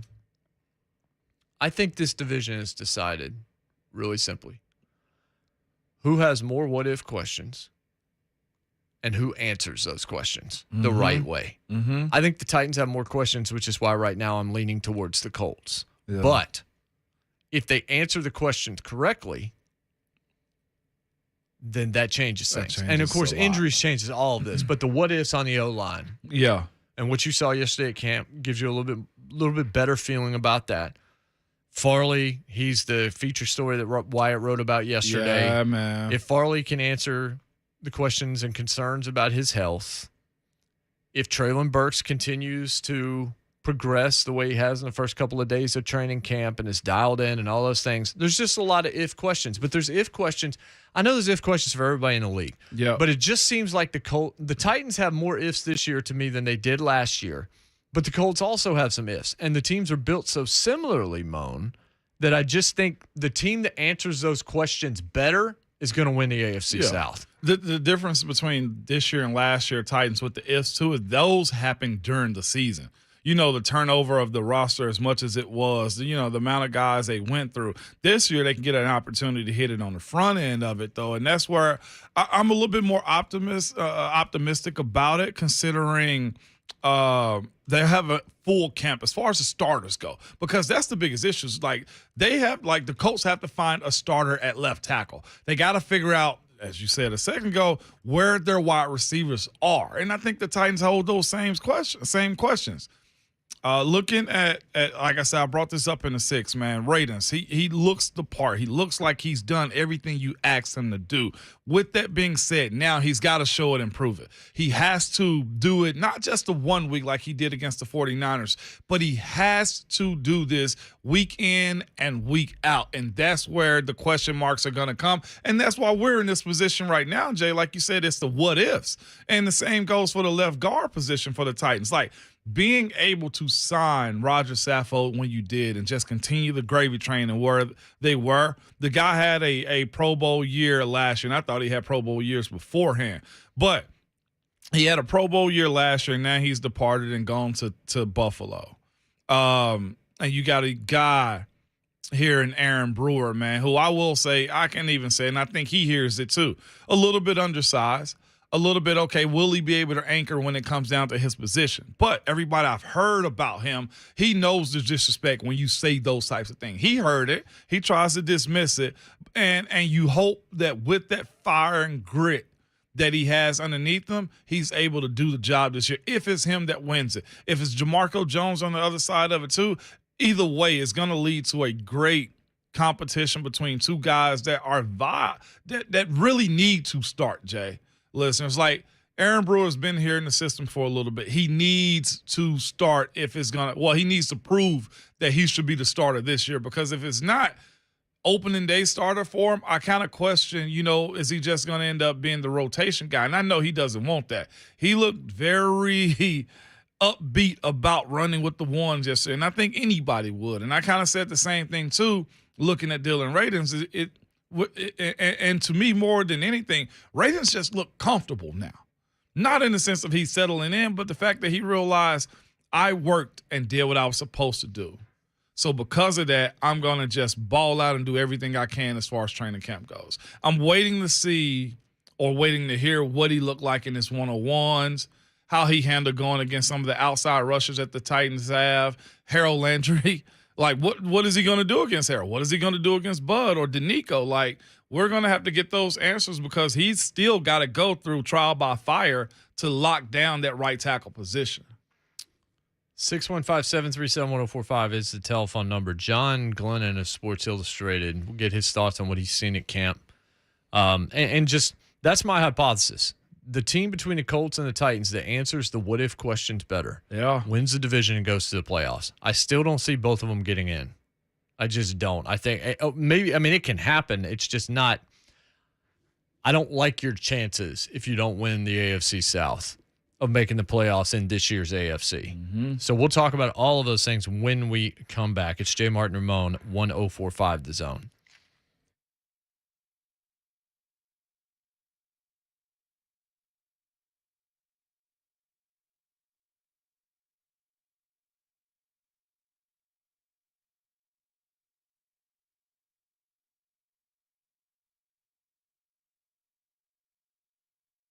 If it seems like everything is hard these days, I've got some good news for you because there's still one thing that's easy, and that's buying a vehicle from Two Rivers Ford. No matter how you like to shop, Two Rivers Ford is there to make it happen. If you know exactly what kind of Ford you want, Two Rivers will custom order it for you and deliver it to you when it gets manufactured. Or if you have an idea but you're not quite sure what you want, you can reach out to their non-commissioned sales team. And they'll stay on the lookout for you and contact you when the vehicle that might work for you arrives in stock.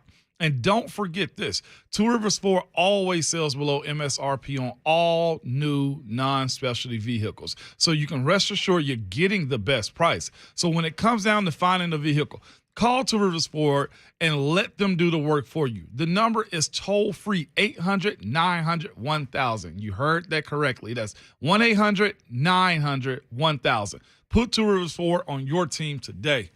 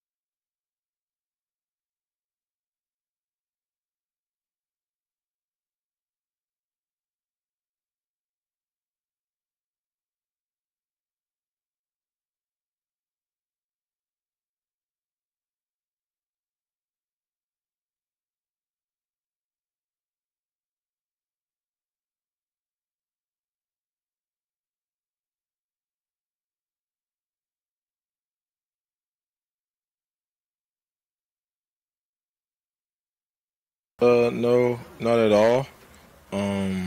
Just continue to do what I've done, not get too carried away with it, and trusting what I do, just taking care of my body and preparing the right way with these guys out here, and then go out there and trying to help them win. That's the best running back in the NFL. Or 1B, Zach Bunch. Derrick Henry. To the Mark Spain Real Estate Hotline here on J. Martin Ramon, John Glennon of Sports Illustrated with us. John, good morning. Morning, John. Morning. How are you guys? Pretty good. It looks like the bubble is happening today, based on the weather. Okay with that. Yeah. Anytime I can avoid the outdoors and 90 degree and 90% humidity, it's all good with me. Yeah. So my hypothesis, my thesis in the first segment. Tell me if I'm off base. The Colts are sticking with what they've got at wide receiver. Chris Ballard said, we just don't quite see the desperation there. We're all right. So they're putting a lot of faith, Bob Kravitz says, in Matt Ryan and in Frank Reich's play calling. Okay, that's fair.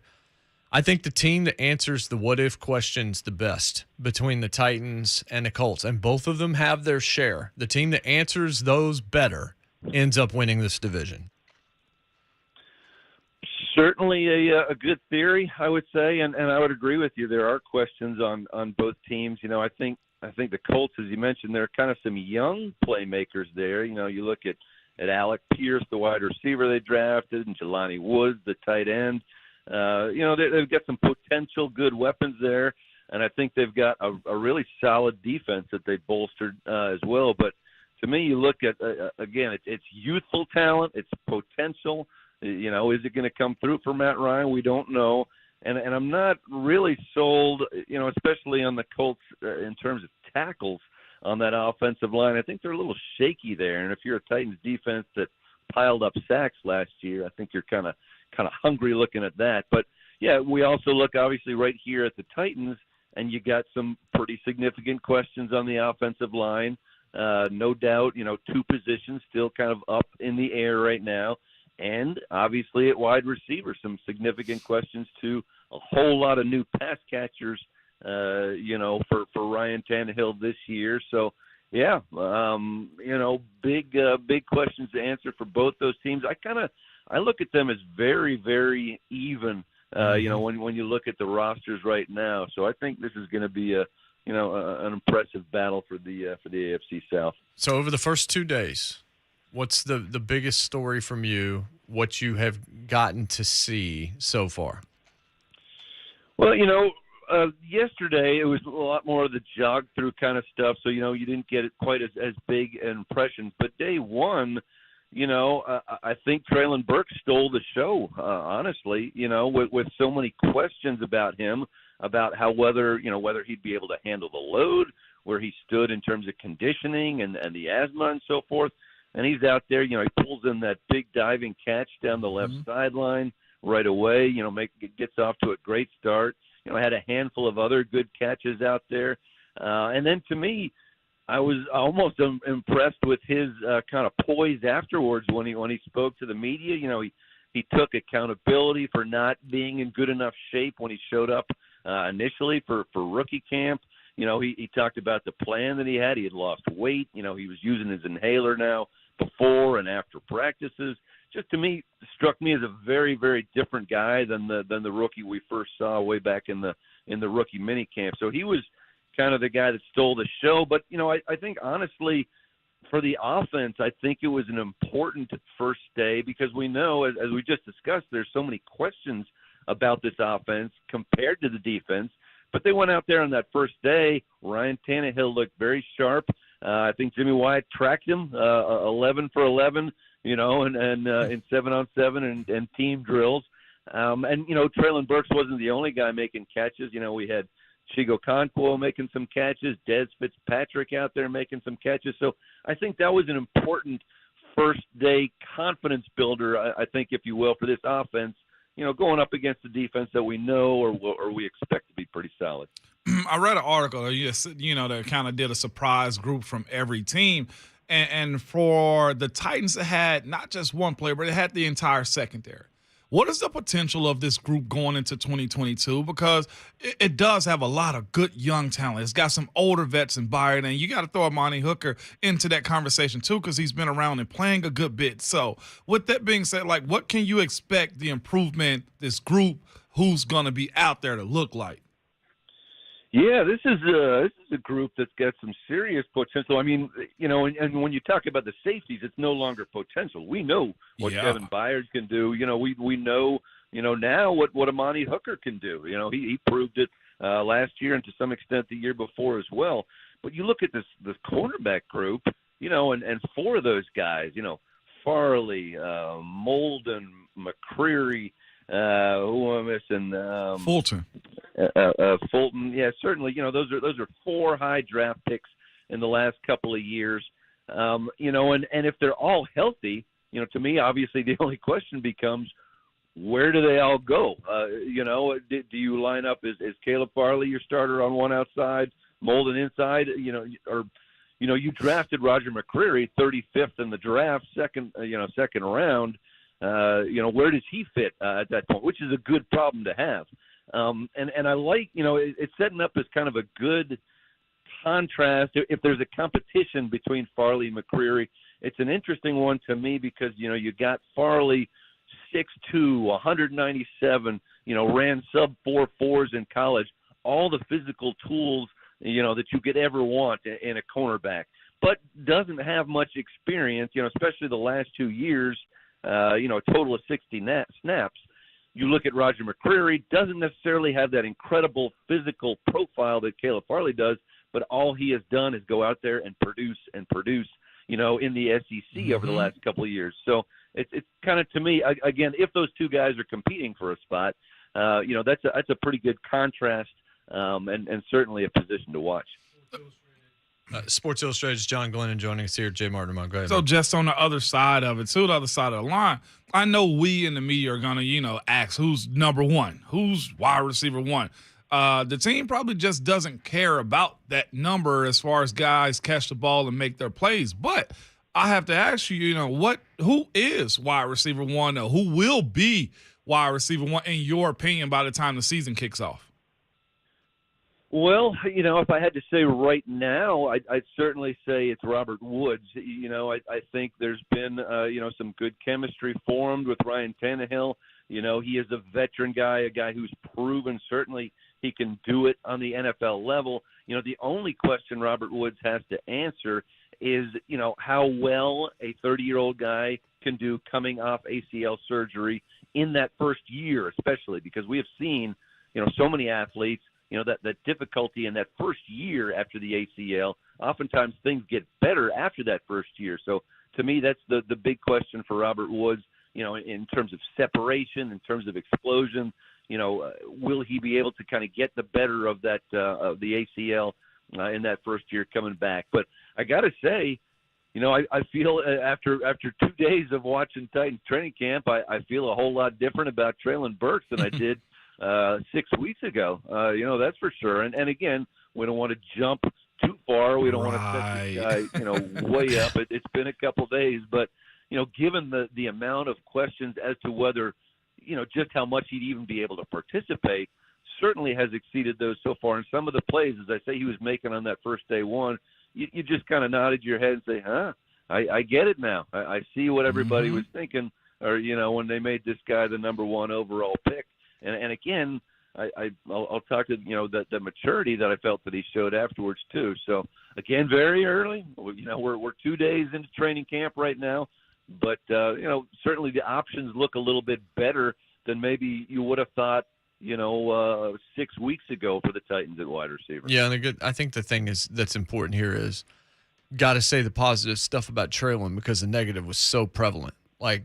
Sure. He came out, there was no quarter for him, it felt like, in some ways, because all the stuff. And look, there was stuff you had to talk about. There were things that were mentioned. And he, took responsibility and owned up to those things. But do you recall, John, the first couple of days you saw AJ when he was here and how he looked at practice? How do you, when you're looking at Burks, when you're watching Burks, or even when you remember Corey Davis, the first time you got to watch him for a couple of days, what does Traylon look like at this stage compared to maybe what you can recall from what they did? Yeah, I think the first thing that kind of stands out, maybe for all those guys, is the size. How the Titans certainly seem to have kind of had a prototype of the kind of the guys they like to select early in the draft, and Treylon certainly fits that description. 6'2", 225. I thought it was interesting. Mike Vrabel even kind of referenced the other day maybe he'd like to give Treylon Burks a shot at a few punt returns in the preseason, simply because here's a guy who has shown clearly that it's hard to take him down in the open field. His yards after catch in the SEC last year was, I think, maybe 9 or 10 yards or so after catch, which is crazy. So that's kind of the first thing that stands out is just that he is a big man. And the second, the immediate impression I got just after watching that long completion on day one is that, we know that this is not a guy with incredible speed. He's not a burner. Neither was A.J. Brown. Neither was Corey Davis, really. But in that one play, he showed me he had the ability. He got behind Christian Fulton. He did what he did well in college, which is kind of stack a defensive back behind him, too, so that he can get to the catch. And then he lays out, to make this diving reception. You see those big hands pulling the football. So, again, we don't want to get too carried away with one day with a few big catches, but you certainly got a sense of that potential. And then there was another play that stood out to me, too. Logan Woodside took a rep, and he was scrambling during one play, and you were watching Treylon Burks, and Burks worked back towards Woodside. Woodside threw to him. The ball was, probably a foot over his head or so, but all of a sudden you see Burks go up, and he hauls that pass in, and again you're kind of going, okay, big change we're seeing here from Treylon Burks. Man, that's awesome. And I saw something yesterday, too, because I came out to practice for a second, and I was telling Jay, I was like, I see why the hope for Derek is what it is. Is he bigger than where you saw him maybe a year or two ago? Not like out of shape bigger, but just like he looks like he can play defensive. Like it's almost like he's friggin', I don't know, some outside linebacker or something. I agree. If you put he and Derek and Bud Dupree right next to one another, you'd have a hard time, talking about differences between the two.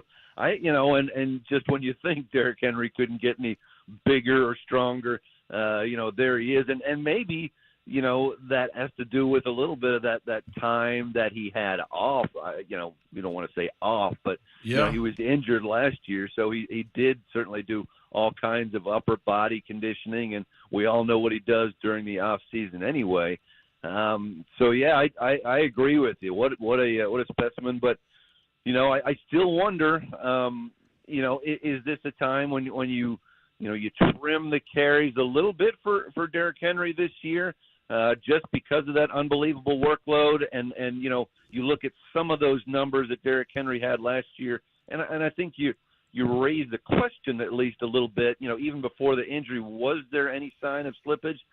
Still a question, but I'm sure if you put that question, to Derrick Henry, you would add, incremental amounts of motivation and fuel to Derrick Henry, who certainly looks like he is as primed and ready to go. John, does it seem like the Titans, the organization, the messaging has gone from, we're hoping for Caleb Farley to actual belief? I read the story that Jimmy wrote at TennesseeTitans.com about it, and we've heard a lot from the offseason. We'll have Mike Keith next hour. He raved about Farley a couple of months ago and things like that. Have we moved to a spot where there's an actual belief that Caleb Farley not only can contribute, but it's going to be, what you anticipated him being if he was healthy?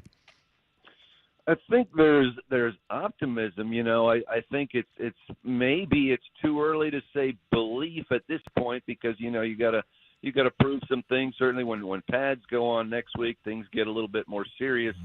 I think we talked about Caleb Farley, his physical makeup earlier. I don't think there's any question that he has the tools to be that guy. Really, to me, that the only two questions he has to answer. One is, he's got to get reps. He's got to, just increased his amount of experience after playing so little the last couple of years. He sat out his last year in college for COVID concerns, and we know that limited to 60 snaps last year. So that is one, just kind of getting reps, getting experience, and kind of going hand in hand with that is the ability to stay healthy.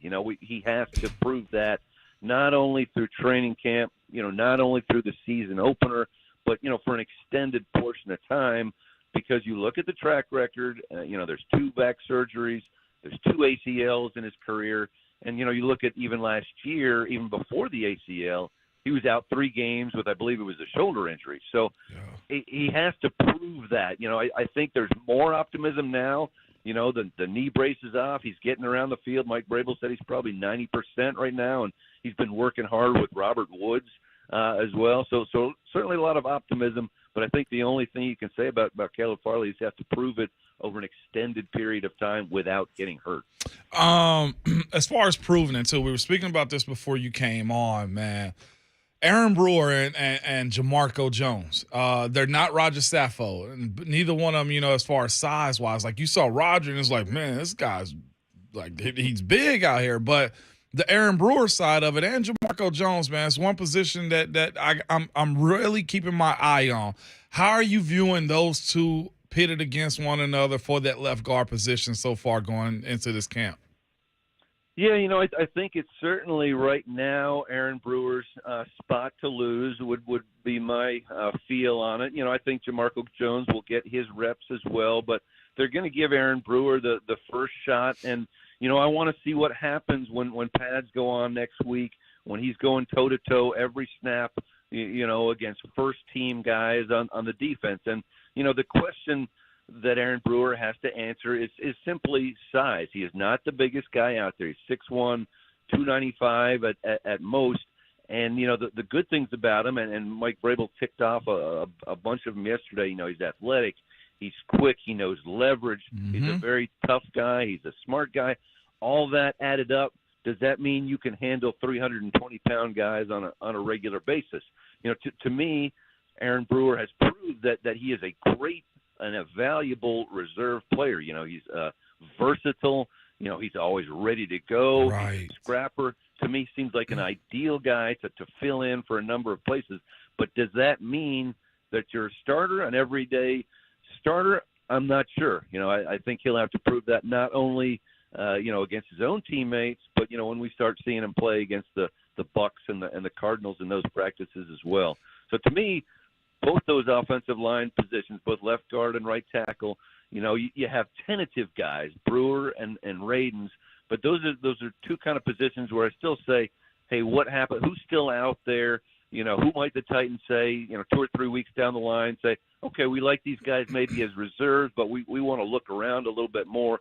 And a lot of times, free agents or guys will get cut loose during training camp or as you head to a season, veteran guys.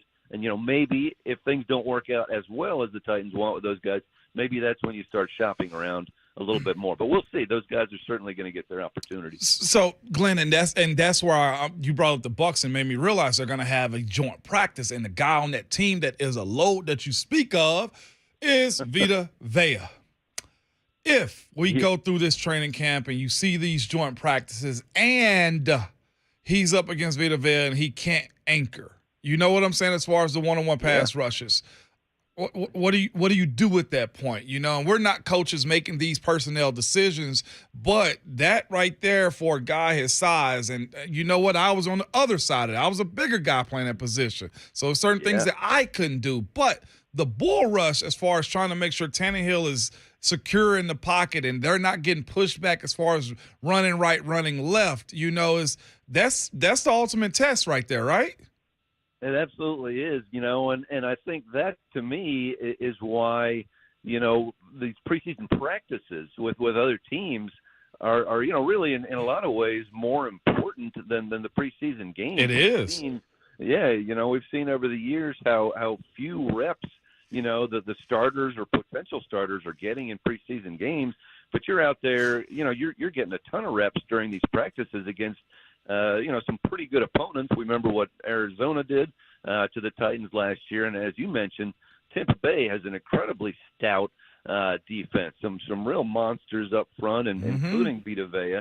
So that's the kind of perfect test that Aaron Brewer is going to have to pass.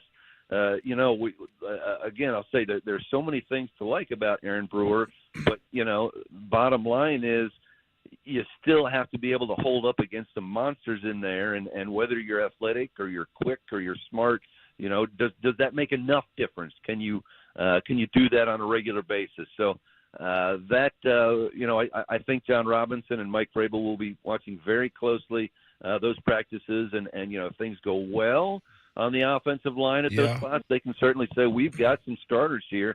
If things maybe don't go so well, they're saying, okay, maybe we need to look at who's available still out there who might be cut loose. And I just want to clean it up real quick, too. Just because a guy gets dogged in practice doesn't mean he can't play well in the game, too, because there are advantages and disadvantages as far as one-on-ones and stuff like that. So I just had to throw that out there in case we see that or something. Yeah, and I don't want to feel like we're throwing shade either on Aaron Brewer. As I said, several times, there's a lot to like about him. But, bottom line, this is a Titans team that last year, even with Roger Saffold in there, gave up an incredible amount of sacks. And we all know, just Ryan Tannehill's no different than most quarterbacks. He's going to be a much better passer if he has a much better offensive line and protection in front of him. So, you've got to be able to hold up against the monsters that are trying to overrun you. So that's his question to answer for Aaron Brewer. Great stuff, John. Enjoyed not getting wet today. I know that you're pleased about that. I will definitely do so. Thank you, John. That's John Glennon, Sports Illustrated. Obviously, read his stuff. Mm-hmm. We appreciate him. We'll come back and we're going to appreciate Heights. Yeah. It's time for you two to go at it, toe to toe. Always in the SummerSlam weekend. Got to get in. Somebody's coming off the top rope with an elbow. I just don't know which one of you it is. I have my list. I've got 7 of the 10 now. I'm just kind of because I have to craft it because I have to pick people I think Moan. That's part of this. I got to start remembering these names. Well, it's just there's some things I know you haven't seen, haven't experienced. So I'm not going to put you in a bad situation. That's the beauty of the Heights thing, though, too, because I could potentially not know anybody and get it. I just love how bad Bullock was, and then him telling me during the break that time last week, hey, this is harder than I thought, man. I'm like, right, that's why it's a game. Like, if it was easy, we wouldn't need to do a game. Like, it's fun. The Price is Right means a lot of wrong answers. Yeah, that's the whole point. Like, people out there are like, oh, he got to be. No way. That's the point. That's why there's a game. We'll be back. It's Jay Martin and Mo 104.5 The Zone. I'm a VAA. I'm one of those that thinks the Vols are all right.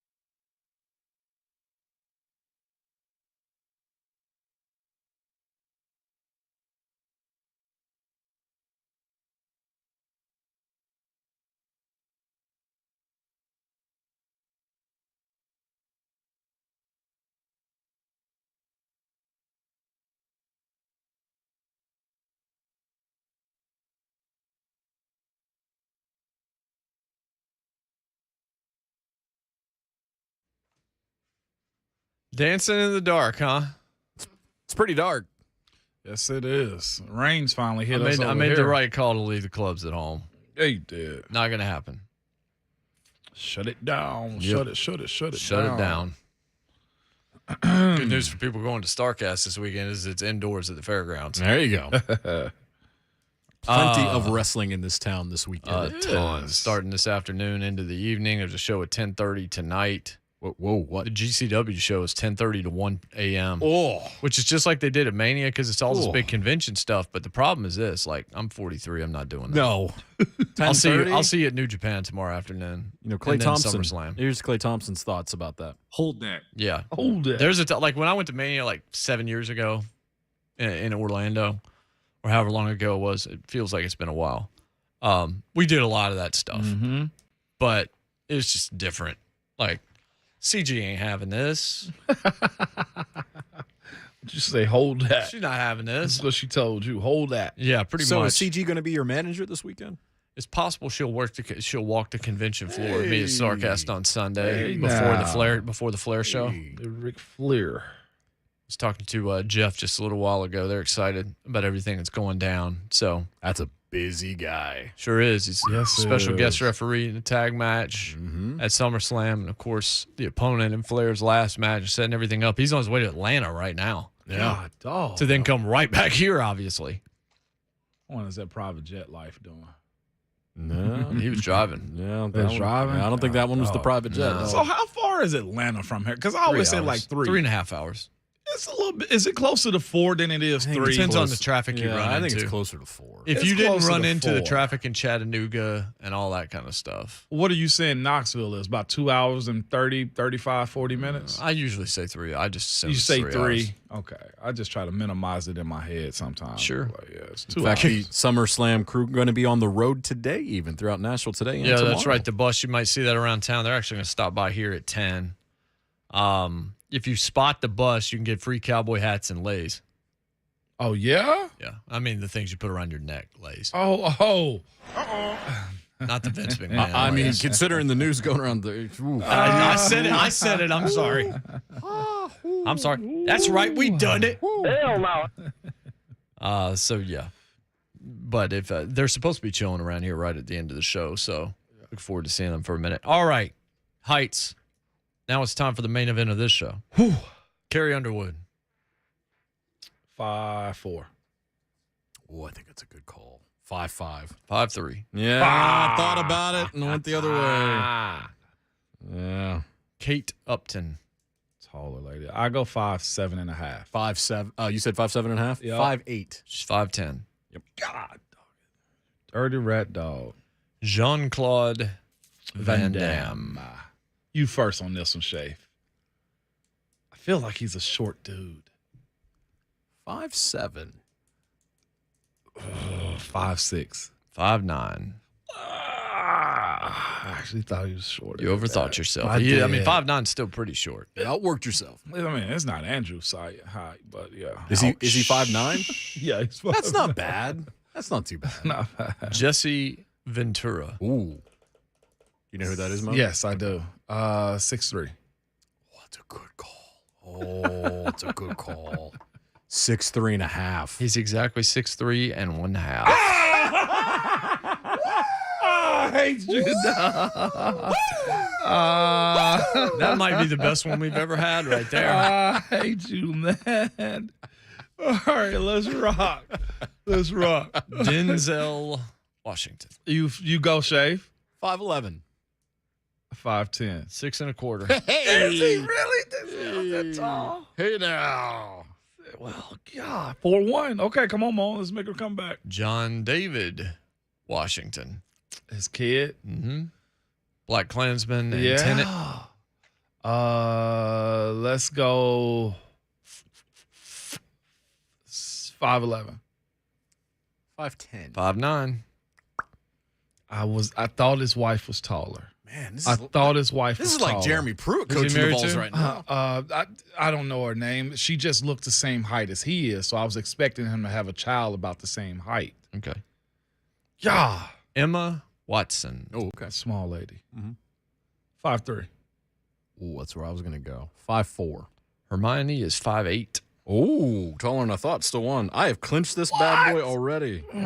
6 in a row. 6'1". God. Damon Wayans. 6'1". 6 feet. 6'1" and a half. There you go. Hold that. Just for fun. Oh, you've already lost. Okay, just for fun because it's kind of ridiculous. Sean Wayans is 6'1". Marlon is 6.5. Damon is 6'1.5. You see, I was. Keenan is 6'3". Keenan Keenan Ivory 6'3". Older bro got it all, huh? You want to talk about putting your family on? Mm-hmm. Is there a bigger vouch than Keenan? He's done pretty well. Just the entire, and even the kids now. Golly, Mm-hmm. that's Dana White. Dana White. He's kind of built like a fire hydrant. I'll go 6'1". 5'11". 5'10" and 1/4. And finally, in this just bludgeoning. Yeah, that's pretty bad. Kristen Wiig. Kristen Wiig. Just always see her with those really small hands in that bit. 5'5". I'm going smaller, 5'4". 5'5" and 1/4. Man, Hey, gets well that one on done. the way Hold out. that. Well done. So what's the finish in this Brock Lesnar John Cena SummerSlam main event? 7-3. Hey, you reverse that as Jeremy Pruitt's record. Actually, it's going to end up being like 1-9 for that season when they vacate a few of those victories. I think in the Gator They're Bowl, not vacating any victories. no, I think that in the Gator Bowl they had 24 ineligible players. I think I heard that. They had 24 guys that should not have been eligible based on benefits and things like that. This dude. How did he not think he would like? Do they do this at other universities and they just don't get caught? Is that what he thought? He was The just thing so about it is it doesn't brazen. matter, does it? Brian Rice said he didn't learn how to cheat at Tennessee. Yeah. He certainly didn't how to learn. He didn't learn how to cheat smart somewhere else because he picked up the dumbest portions of whatever it was that he knew. Again, some guys are better off being your number 2 and number 3. He's definitely number 2 Yeah, it's kind of flush. on a Tuesday, but it's a Friday. We got one more hour to go. Mike Keith will class up the joint in about 25 minutes right here on 104.5 The Zone.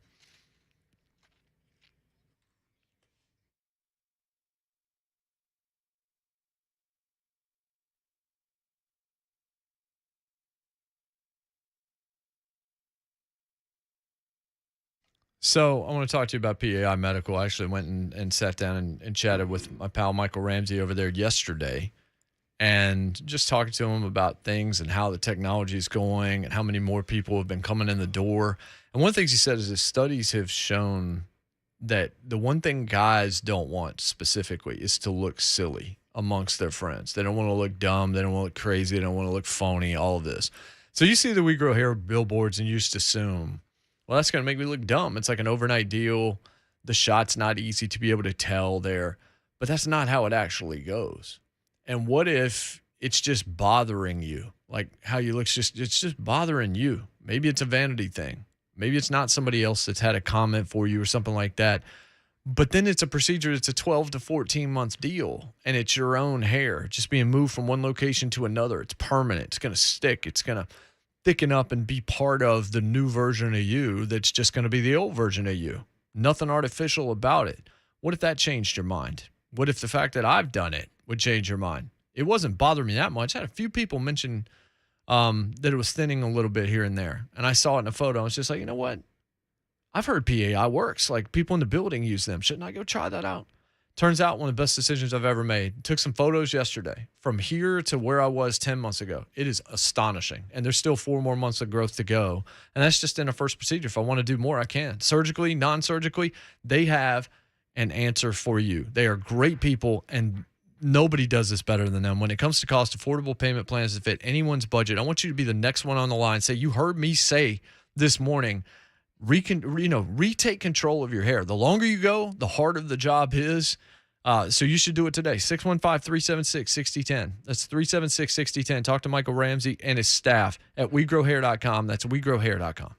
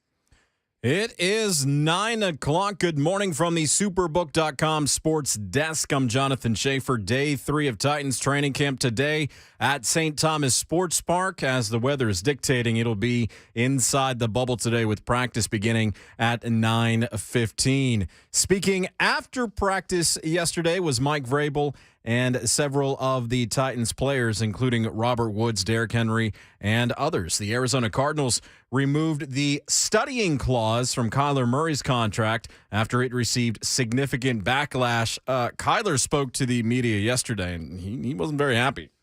There's multiple different ways to watch film. There's many different ways to process the game. There's many different ways quarterbacks learn the game and break the game down. Of course, I watch film by myself. That's a given. That doesn't even need to be said. Needless to say, that did not go well. The team said it had become a distraction. And the Seattle Seahawks and DK Metcalf have agreed to a 3-year, $72 million contract extension that includes over $58 million in guarantees. The guaranteed total includes a $30 million signing bonus, the highest ever for a wide receiver. For all your foundation repair and waterproofing needs, visit USSTN.com. Breaking news at once on your home for the Titans and the Vols. This is 104.5 The Zone.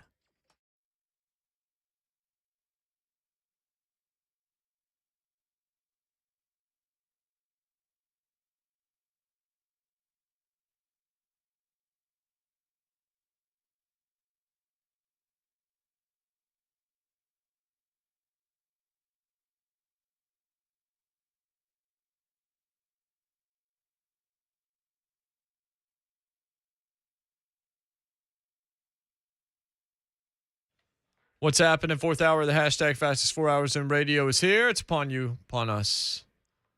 It's all Four Seasons Garage Doors making it possible. It's Ramon Foster, Jonathan Schaefer. It's Jason Martin. We're on Twitter at JMart and Ramon. Mike Keith is doing a lot of work this morning, but we're going to try to rope him in before the end of the program. That's the plan. Mm-hmm. Somebody asked the question, worst college football coaching hire, Jeremy Pruitt or Chad Morris? The answer is Pruitt, because Pruitt, all of this stuff. Oh, Chad Morris. It was bad. SMU. Oh, wow. The death penalty? No. I thought that wasn't him. That was Turner back in the day. Chad Morris also was in Arkansas for a year. That's the reason it was bad. Right. It went very, very bad there. Arkansas? He couldn't recruit. Just out here bad. Yeah. 2-10 and 2-8. God, and then they brought Pittman in. But they're not under, He actually did an okay job at SMU that led to the Arkansas job. He was bad, but Pruitt's the answer. Oh, there's no question. Pruitt's the worst hire in the SEC of the century. It's just amazing because we were all sitting there going, was it the Georgia game where at halftime things were going pretty well and it was a good start to the season and it looked like things were about to launch? Well, that third quarter against Georgia was... And then the end of the half that kicked it off. Was it Garantano? Yeah. Wasn't it? Mm-hmm. After the second half of that game, that started the decline. Yeah. That's terrible, man. And again, his what do you want to call it, rabbit ears, or his eyes on everything around him was what caused him. Golly, Chad Morris was terrible. Yeah, he was bad. He was bad. He just didn't cheat. His college record was 18-40, but in high school he has an overall record of 169-38. Wow. Does he have any state championships?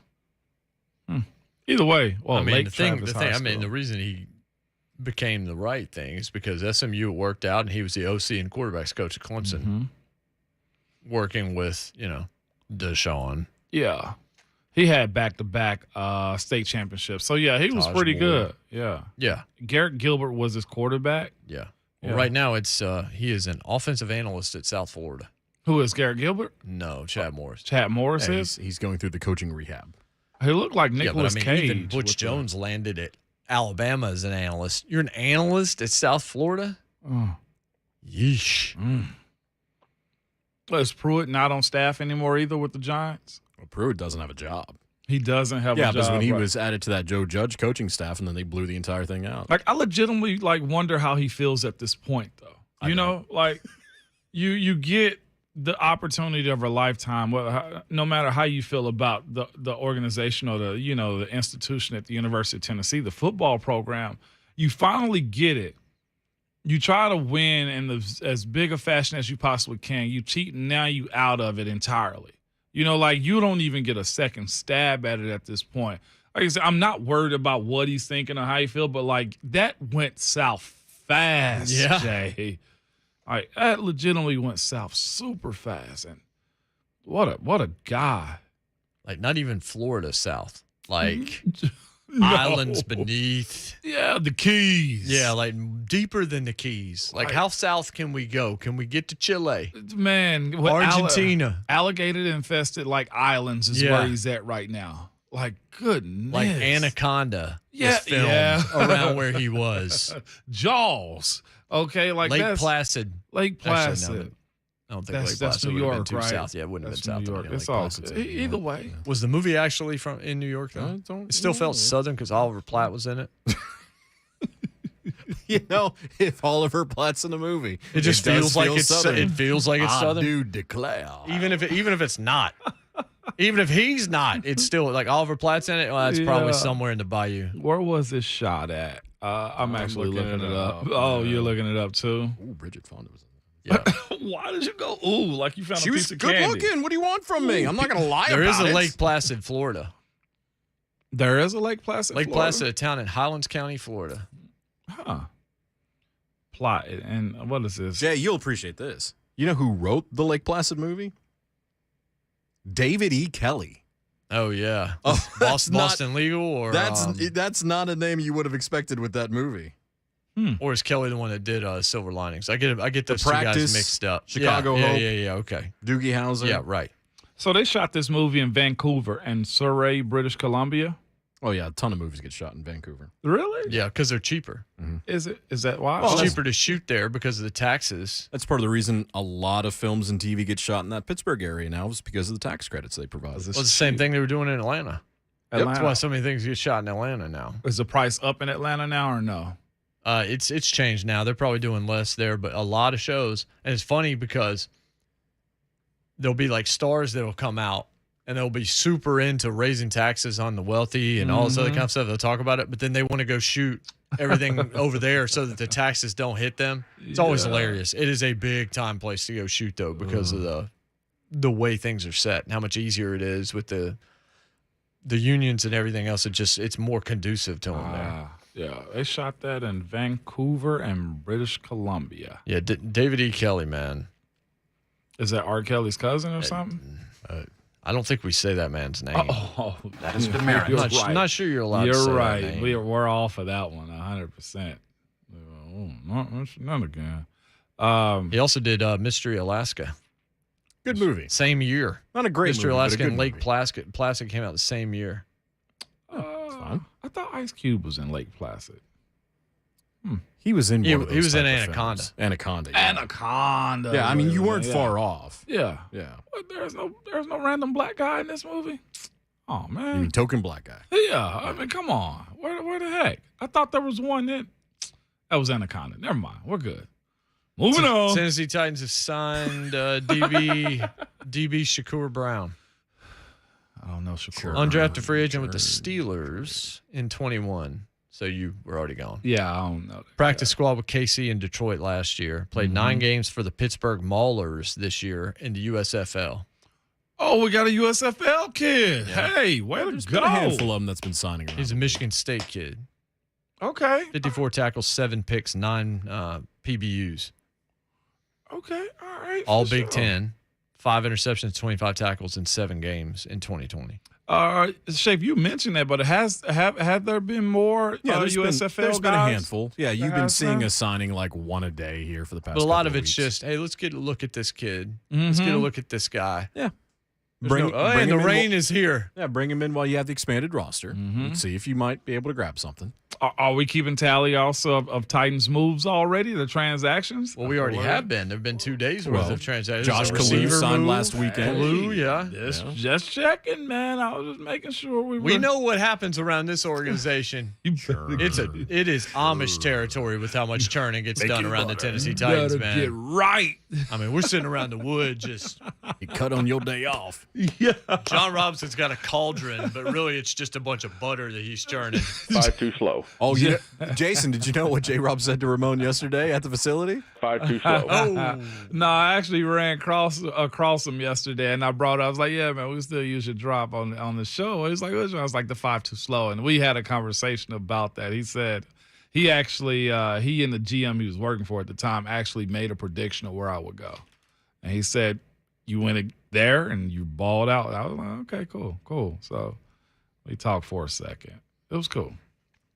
All right. Why did he think you were going to Pittsburgh? Bigger lineman. Because you're a big guy. Bigger lineman. In the AFC North. I was like, yeah, most of the teams that were very serious about me were mostly AFC North teams. So, yeah, you fit a mold, and that's just how it goes sometimes. You know it's football season because Damian Woody is at a Golden Corral on TV again. Explain the joke for those that may be joining. All right, well, if you were to go to ESPN, Damian Woody always looks like he's in your grandma's house. The color scheme, they've got this like old baby grand piano in the background. It's a beautiful room. It is a beautiful but like room. the color of it and the fabric on that couch and everything. Like big windows too. Like what is it? Floor to ceiling windows, basically. Looks like a private dining room at a Quincy's back in 1998. And it's that Cape Cod style architecture that's up there in New England. That's right. Wait, we're not house shaming him here. No, it looks beautiful. Like we see guys on here right now. Like who is this? That's Chris Kenny. Canty. That's Kenny on right now. Kenny's sitting in an office with helmets behind him. Like you got any room but that one, Damian You know he Woody? does. That's not the only one. Like it's not exactly Cliff Kingsbury's pad during the NFL draft. Damian Woody right now is wearing that T-shirt that you pull out of the hamper after a couple of days. Let me get going. The collar's not right. Yeah. I mentioned this to you during the break, actually, Shafe. I'll tell you this, Moan. I've listened to Canty a couple times recently, doing some fill-in stuff. He's good. Yeah, Canty's gotten a whole lot better. I think he's got a future. Like, I mean, I think he's very solid. Yeah, Candy's gotten a whole lot better at it, man. I like him too. His tone and delivery is real good. Like I'm an evaluator here, but I like to see former players get in these positions and actually do well. He's better than some of the ones that they have brought in. Like I've heard him hosting his own show. He's got takes. He's fiery. He's got passion, as you mentioned, well spoken. Just everything about him. Like I'm just like, yeah, this is better than some of the people I've seen on your network a lot more prevalently. No doubt. Over the past few years. See, that's the thing. They want to go after the big name, and it's usually not the big name that's that good That's when right. it comes it's down just to like covering. the best coach is usually not Michael Jordan. It's the dude that's the end of the bench that sat there and learned everything about the game. Everything, 100%, man. But, going back to Woody's background over here, the house looks nice. These windows that he got in his house that it was built with aren't cheap. So it's a very nice house. He's got to have a room somewhere unless the internet connection is just real bad around this big old house. Why would he have problem with internet in his house? Because the modem on one end or the other. Get another one. He can get a range extender. That's right. Yeah, he could. I think he'd be all right. Well, Shafe, check the Slack and answer the question. That room is just silly, man. Either way, it is the start of football season. Titans are probably going to be inside in the bubble today. No, they already are. That's actually they already are. I got the email from the team. They're definitely in the bubble today. Yeah. Well, I mean, of course they are. You're not getting somebody injured on some rain-soaked. No, absolutely not. Not like that. By the way, I was looking at the grass yesterday. It's definitely Bermuda, I think. It's tough and heavily rooted in, man. Those guys get a lot of work on that. You see that wide receiver drill. That's one thing coaches try to do for the most part, and the staff and the grounds crews. They try to protect the grass as much as they can. And that footwork step drill that they do before practice and during the drills, as far as the wide receivers, man, they are chopping up some grass. I'm talking about goodness gracious. Chopping broccoli. Chopping broccoli. It's possible. Where you get that from? Saturday Night Live. Got to get my references down. 615-73. Yeah, it's a Dana Carvey skit. You can find it during the break. 615-737-1045 to reach us. We may have Mike Keith on the other side. We're working on it. Mike's got some other things going on this morning. He's emceeing an event because, of course, he is. It's a day, so somebody is utilizing that voice. The life of the one and only Mike Rogers. Mike Rogers. Yeah, he's emceeing an event this morning. I think it's a Farm Bureau event, actually. It sounds good. So maybe we'll have him. If not, then we'll just keep on chopping and broccoli. Look it up during the break, man. I will. Look it up. Chopping broccoli. We'll come back. Shay Martin on 104.5 The Zone. This freaking clown.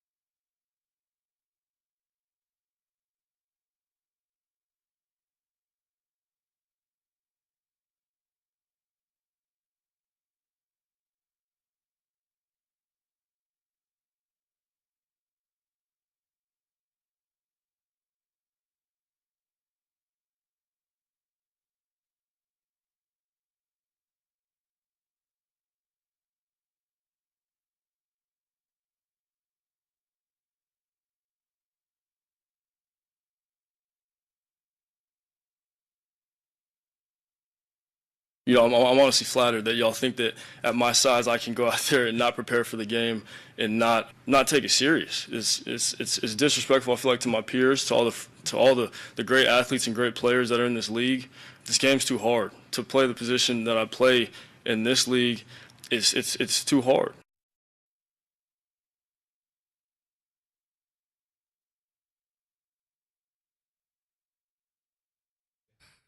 Yep. That's Kyler Murray yesterday wearing a shirt that said easy with the dollar sign. Easy money. So easy money. And here's what he said back in December.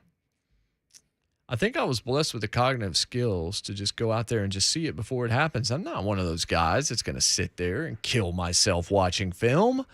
I don't sit there for 24 hours and break down this team and that team and watch every game because in my head I see so much. You got that audio again from Kyler? Because that's what he said back in December. Yeah. And then, of course, the clause was put in his contract, and that's been a story now for 4 days. And yesterday, he calls his own press conference. Yeah, he did. To try and answer those questions and says this. Well, we'll play it in a second. We had somebody walking in over there. Had to have been a Arizona Cardinals release press, right? Somebody put them in on this. I mean, his agent didn't put it out there. All right, so again, I'm going to read the quote again to you. This is what he said on December the 23rd. I think I was just blessed with the cognitive skills to just go out there and just see it before it happens. I'm not one of those guys that's going to sit there and kill myself watching film. I don't sit there for 24 hours, break down this team and that team and watch every game because in my head, I see so much. And here's what Kyler Murray said yesterday. There's multiple different ways to watch film. There's many different ways to process the game. There's many different ways quarterbacks learn the game and break the game down. Of course, I watch film by myself. That's a given. That doesn't even need to be said. But back like 7 months ago, you said you didn't. Like, what are we even doing here? Of course, I watch film. Of course, I do. That's disrespectful to my peers. He goes on to say that I'm not preparing that way. He's the one that said it. And they put it in the contract because they know it. Here's more audio right here. I refuse to let my work ethic, my preparation be in question. I've put an incomprehensible amount of time and blood, sweat, tears, and work into what I do, whether it's football or baseball. People can't even comprehend the amount of time that it takes to do two sports at a high level in college, let alone do it, be the first person to do it ever at my size. Now he's demeaning the crowd at this point. Now he's demeaning like the people around it. Like, you don't get it because you didn't do it.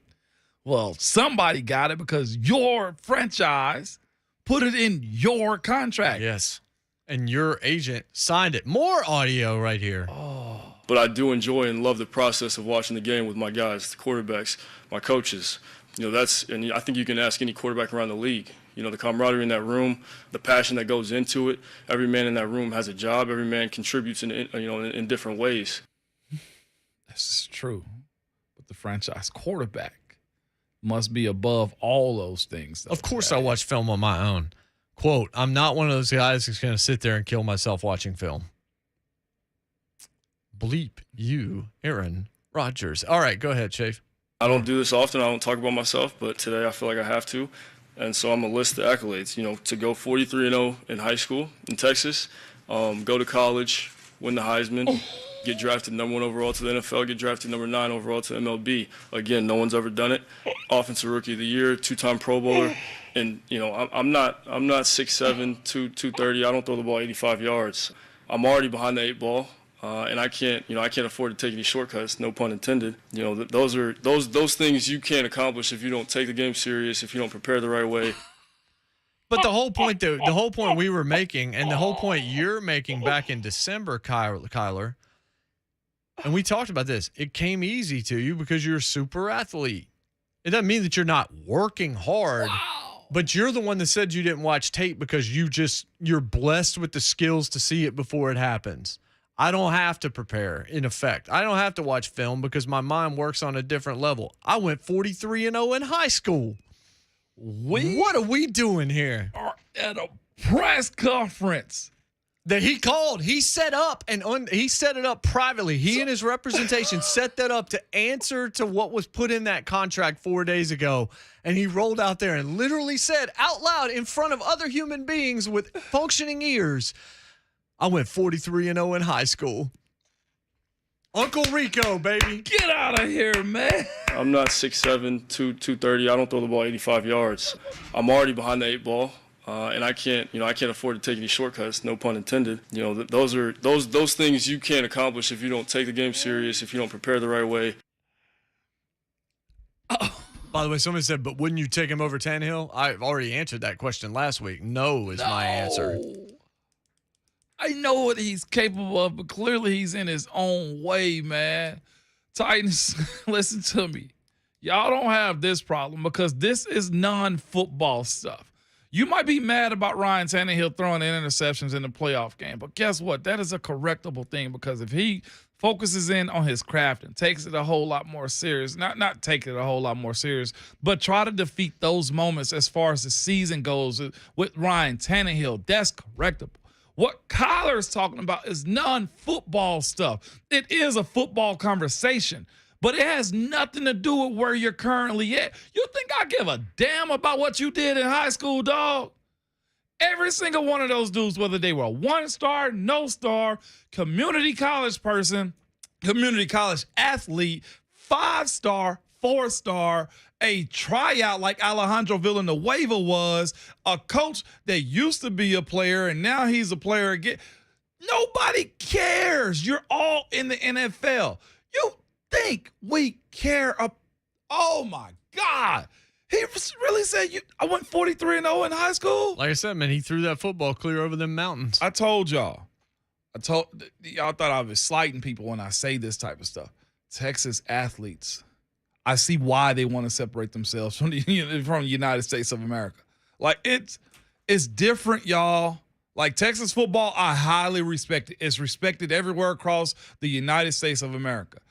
This is what you run into when you don't challenge those guys. 43-0 in high school in Texas. When you tell them put that on the page. When you tell them they're the best ever. And again, I'm not here to crap on anybody, but this is a guy that said out loud what Vince Young thought here. Okay, whether Vince was up against, Coach Fisher or whatever the case may have been as far as the offense goes. What was Vince's issue that we kind of heard here in Nashville? He didn't watch the tape. He didn't study as much as he needed to. Bullock can probably tell us a whole lot more about what Vince went through as opposed to what we know on the outside looking in. But as far as what the public perception was of Vince Young, it seems to be we got a more successful version of it in Kyler Murray. And again, the Cardinals removed it because we know about it. Kyler signed off on it because he agreed somewhat with what they thought. The public backlash of all of this kind of have all of them calling a press conference that he's never done before, them retracting that statement or that clause in his contract. They will suck this year. I agree. That's what I'm saying. They're going to have a losing season this year. They sound like the Browns. They do. Hold that. And even taking the clause back if you're the team and all this, because I'm sure I've never heard of that. They got something in a wad and they were upset about it and all this other kind of stuff. Dude, we've heard about this for years. You've heard about it internally. We've heard about it from former teammates. Ooh. We've even had a few of them basically say it on our show. You had heard it kind of leak out over the last year. People then tried to defend against it. Last one in, first one out. Now there's a clause, 4 hours of independent study. That's an unprecedented clause on an NFL contract. They take it away because it was a bad look, but they still got it out there. It's like, fine, we'll take it away.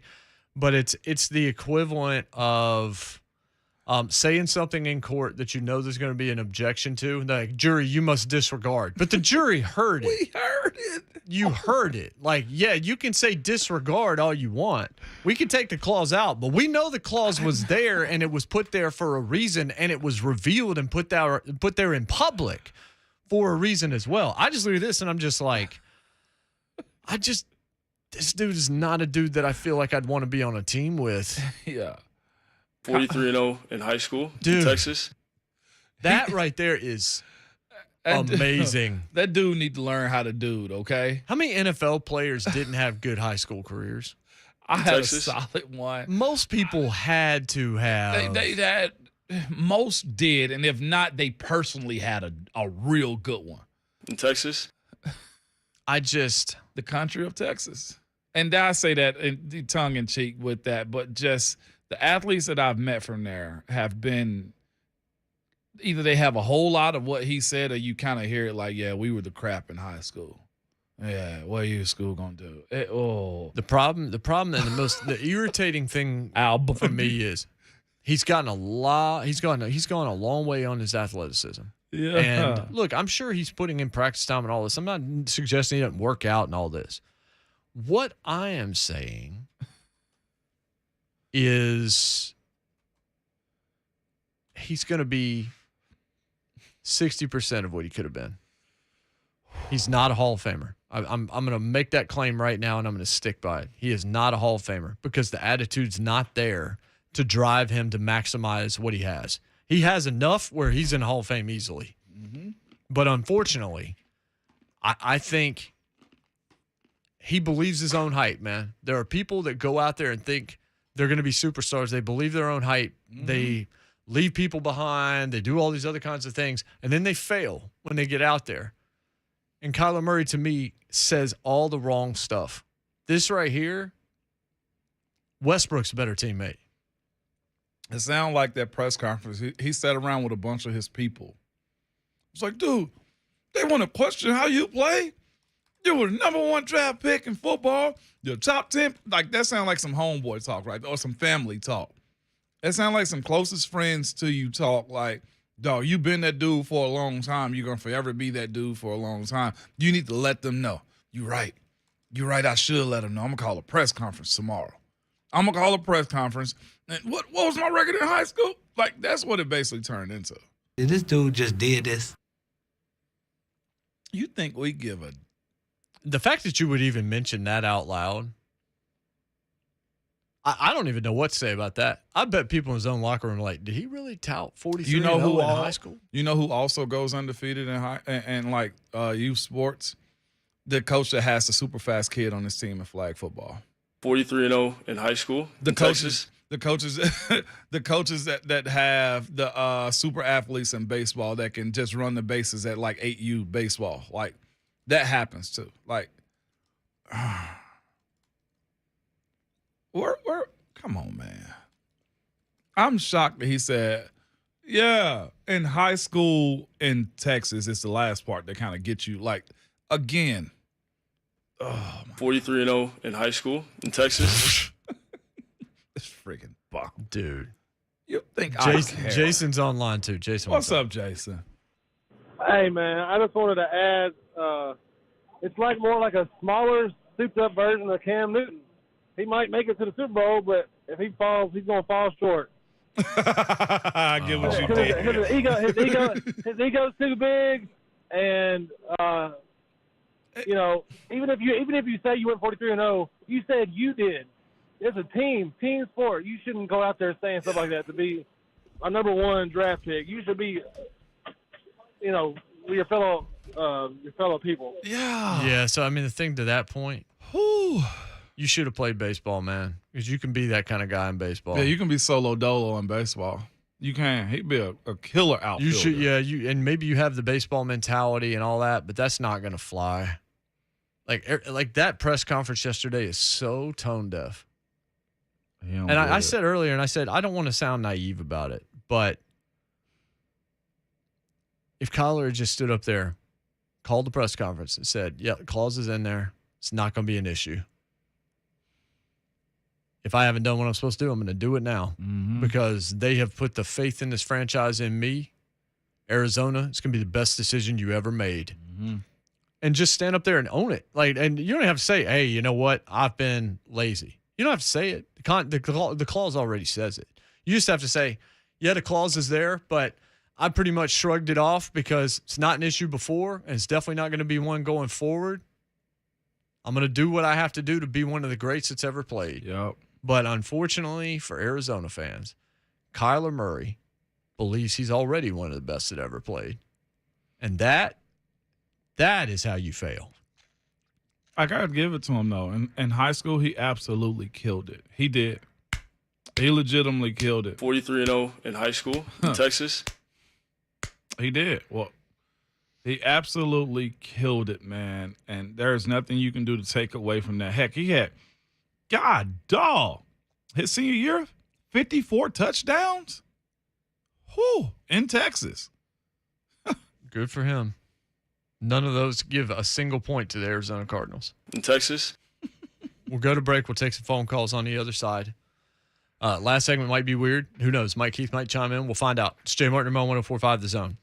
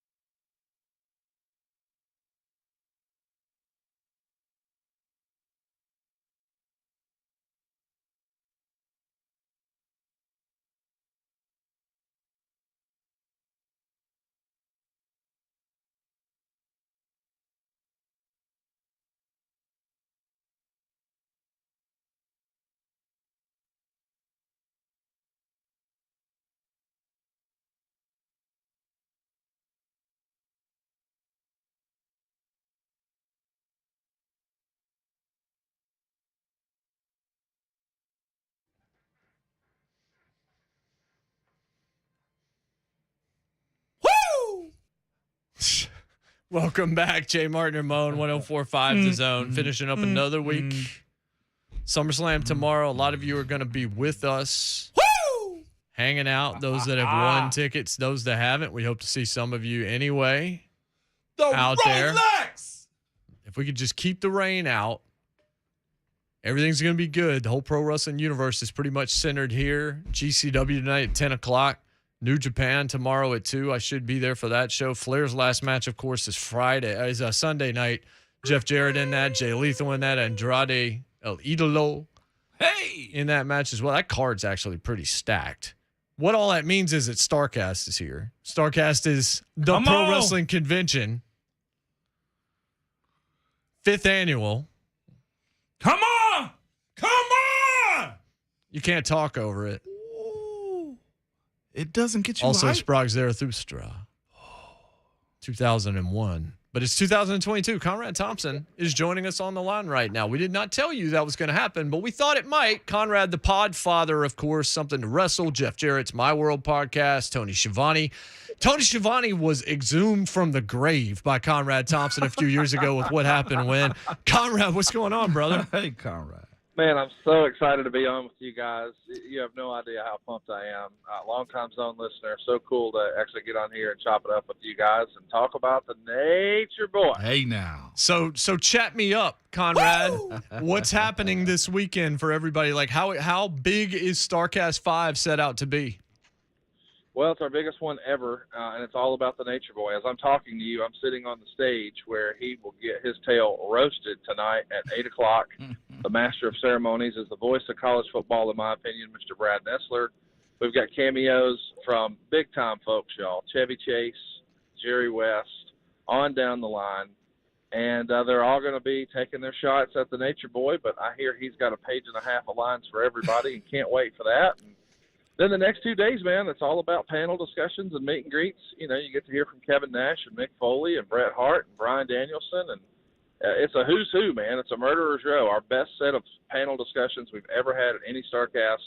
But really, it's all about Sunday night. RickFlairsLastMatch.com. I can't believe this is happening, but we did a fantastic job, if I do say so myself, telling a story, old school style, over at RickFlairsLastMatch.com. And Ric Flair, man, going to walk that aisle one last time right here in the Music City. So Ric Flair walked the aisle at St. Thomas Sports Park at Titans practice yesterday, Conrad. Real quick, here's Derrick Henry, Ric Flair's favorite player in the league, commenting on the Nature Boy yesterday.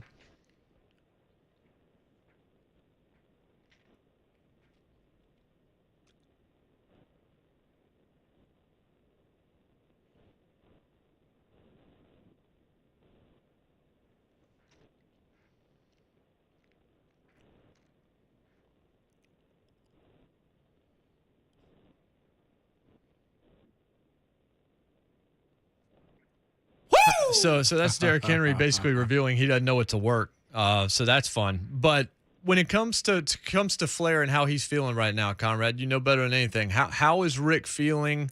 How excited is he to get through this weekend and have one more chance to walk that aisle in front of his fans? He's so excited. About 3 weeks ago, his trainer, he's been working with John Cena's personal trainer for over a year just to get in shape. But then, you know, every week, and I mean every week, 4 days a week, he's been in the ring and working with John Cena's personal trainer since the beginning of April. And his trainer looked at him 3 weeks ago and said, man, you're ready. I mean, this guy's a cardiovascular miracle. And I know there's been a lot of naysayers out there who say, oh, he shouldn't do this, he's too old, and whatever their concerns may be. And I know that comes from a good place.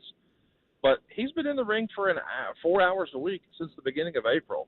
So you just haven't seen it yet, but you're going to see it this Sunday, and I don't know who's more excited, his fans, his friends, his family, or himself, because, man, he is giddy. I was with him last night at the Palm in downtown, and, man, he was on fire.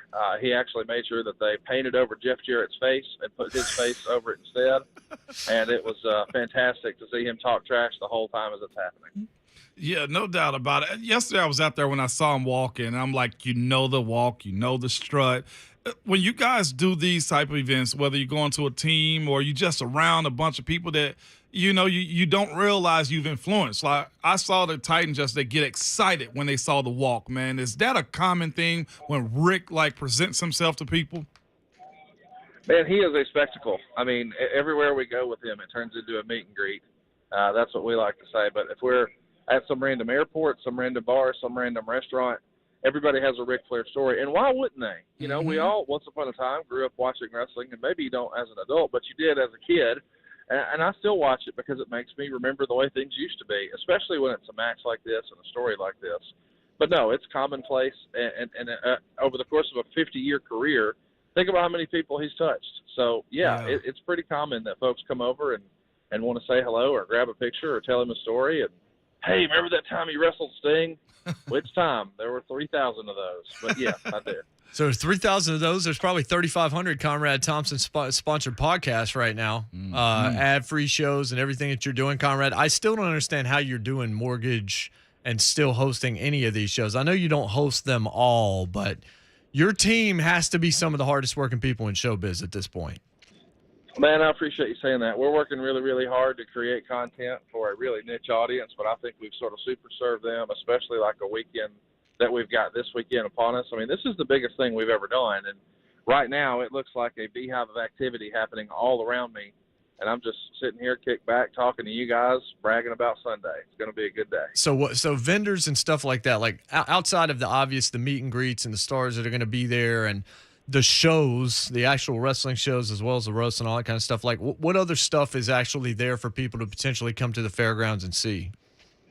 All your old posters and action figures and all the cool collectibles. But one of my favorite things that we've got is we've got some of Ric Flair's old actual robes. We've got several of those that you can come by and take a picture with and see. And even the old championships, for instance, some of the world titles that he actually won, the WCW world title that he beat Vader for, you can come by and grab a picture with that. Wow. The belt that, Stone Cold beat The Rock for at WrestleMania 17, you can come meet the referee from that match and go ahead and get your picture made with that world title. I mean, there's a lot of really cool, like, how is this here? And it's all happening at the fairgrounds this weekend. Tickets are on sale right now at starcast.com. And if you want to come see the stage shows, man, there's something for everybody. But if you just want to come check out the floor, get some autographs, get some pictures, there's something for everybody. And by the way, it's indoors. It's air conditioned. I know there's a lot of concern with another wrestling show happening this weekend. But everything we're doing at Municipal Auditorium in the fairgrounds is 70 degrees and dry. So, Conrad, I know you're a Huntsville guy. You're a Bama guy. Ramon Foster, my co-host here, is a Vol for life who played for the Pittsburgh Steelers. Do you have trash talk that would either make Jeff Jarrett and or Ric Flair proud that you're close to either one of them? No, not about professional football. I mean, listen, at the end of the day, it's all about the University of Alabama, the Crimson Tide. I'm the ultimate heel on this station, and I understand. I got a lot of bless their heart Vanderbilt fans who I know are listening to this right now that I'm friends with. But, hey, it could be worse. You could be Tennessee, right? Come on. Hey, man, you could cheat and go 3-7. You know what? You know what? We're supposed to be better than this, okay? I was just about to give you some flowers and everything that you needed, but that's okay. That's okay. I'll pass. I'll reserve all of that, Conrad. I appreciate it. Here's my thing that annoys me about all this yesterday. I was so annoyed with Rick because I was with him a couple nights ago, and his granddaughter, I happen to be married to his oldest daughter, and our daughter just enrolled and is about to start next week at the University of Alabama down in Tuscaloosa. Sad. And then he goes and peacocks on TV yesterday here on the local news saying, oh, yeah, I love Derrick Henry. I hated him in Alabama, anybody but Alabama. I'm like, dude, that's where your damn granddaughter's going. You got to get some new trash talk. What are you doing? No, he just said what he really felt, and you can't blame a man for that, okay? No, sure you come can. on now. You got to support them grandbabies. You got to be a Bama fan for 4 years now. Come on. You Give know me 4 years, Rick. You know what Bernie Mac said, right? Oh, no. He said, bleep them kids, okay? You heard him, and he meant it when he said it. Well, it's gonna be a big time weekend. We're excited that Nashville has become the centerpiece of the pro wrestling universe. Finally, we've been trying to make this happen. At least on this show, we've been talking about it forever because of all the venues and things. StarCast is going to be awesome. We've got bracelets. We're going to be there. New Japan tomorrow, obviously, and then the Flair show Sunday after going to SummerSlam and hosting some listeners. So it's going to be a blast, Conrad. We hope you enjoy the time here, and we hope that we're able to catch up with you from time to time once we go forward. One request, guys. Yeah. Can I just get a prediction? Y'all ain't pulling for Jeff Jarrett, are you? I know he's the hometown boy, but this is the nature boy. And you saw what he did. He stabbed my father-in-law in the head. Well, you can't be pulling for Jeff Jarrett. Not a guy like that. Hell no. No, I don't trust Jeff Jarrett. Just like Jeff Jarrett needed more money to do that job to China back in 1999. He promised me a job at Global Force Wrestling. It never ended up coming to fruition. I just don't trust Jeff Jarrett. Like Jeff's, and I hosted a radio show for 4 hours with him 2 weeks ago. That's enough to make you a Ric Flair fan if you weren't one before. You know what? Thank you for that. You know what? I'm hoping I don't get held up this Sunday. I'm going the opposite way because Jeff and I stay in the same city right now. He's a Hendersonville Knight just like me. So because of that, okay, and the fact that Ric Flair influenced me to get a Rolex, guess what? I'm going for the opposite of that because we live in humble Hendersonville now. So Conrad, you take that, you let them know, I will see what happens this weekend. Well, I'll tell you what, you walking around here tomorrow, you're going to get a lariat upside your dome. You look out. I mean, we got big heat. You pulling for the Vols and Jeff Jarrett? No friend of mine. Huntsville, greater than symbol, Hendersonville. No. All day, every day. There twice you on go. Sunday. I could do this all day with you, Conrad, in case you were wondering. That's right. Conrad, it's been a pleasure, brother. We're looking forward to hanging out and seeing everything this weekend. I know it's going to be fantastic. Thanks a lot, guys. Appreciate the opportunity to come on. We'll see you at the matches. Indeed. That's Conrad Thompson, the one and only Podfather. Go to StarCast.com, get all the ticket information there. Ric Flair's Last Match, I believe is the website, RicFlairsLastMatch.com. Man, it's going to be fun. We'll see some listeners out there hanging out with you tomorrow night. It's going to be an absolute pleasure. Absolutely love people that can talk trash, man. Oh, he can do it. I love it. He can do it. So good. No question about it. We'll see you on Monday and some of you tomorrow. Have a wonderful weekend. Rain, go away. Just go the heck away, at least until next week. Remember, Twitter fingers and your mic is always hot.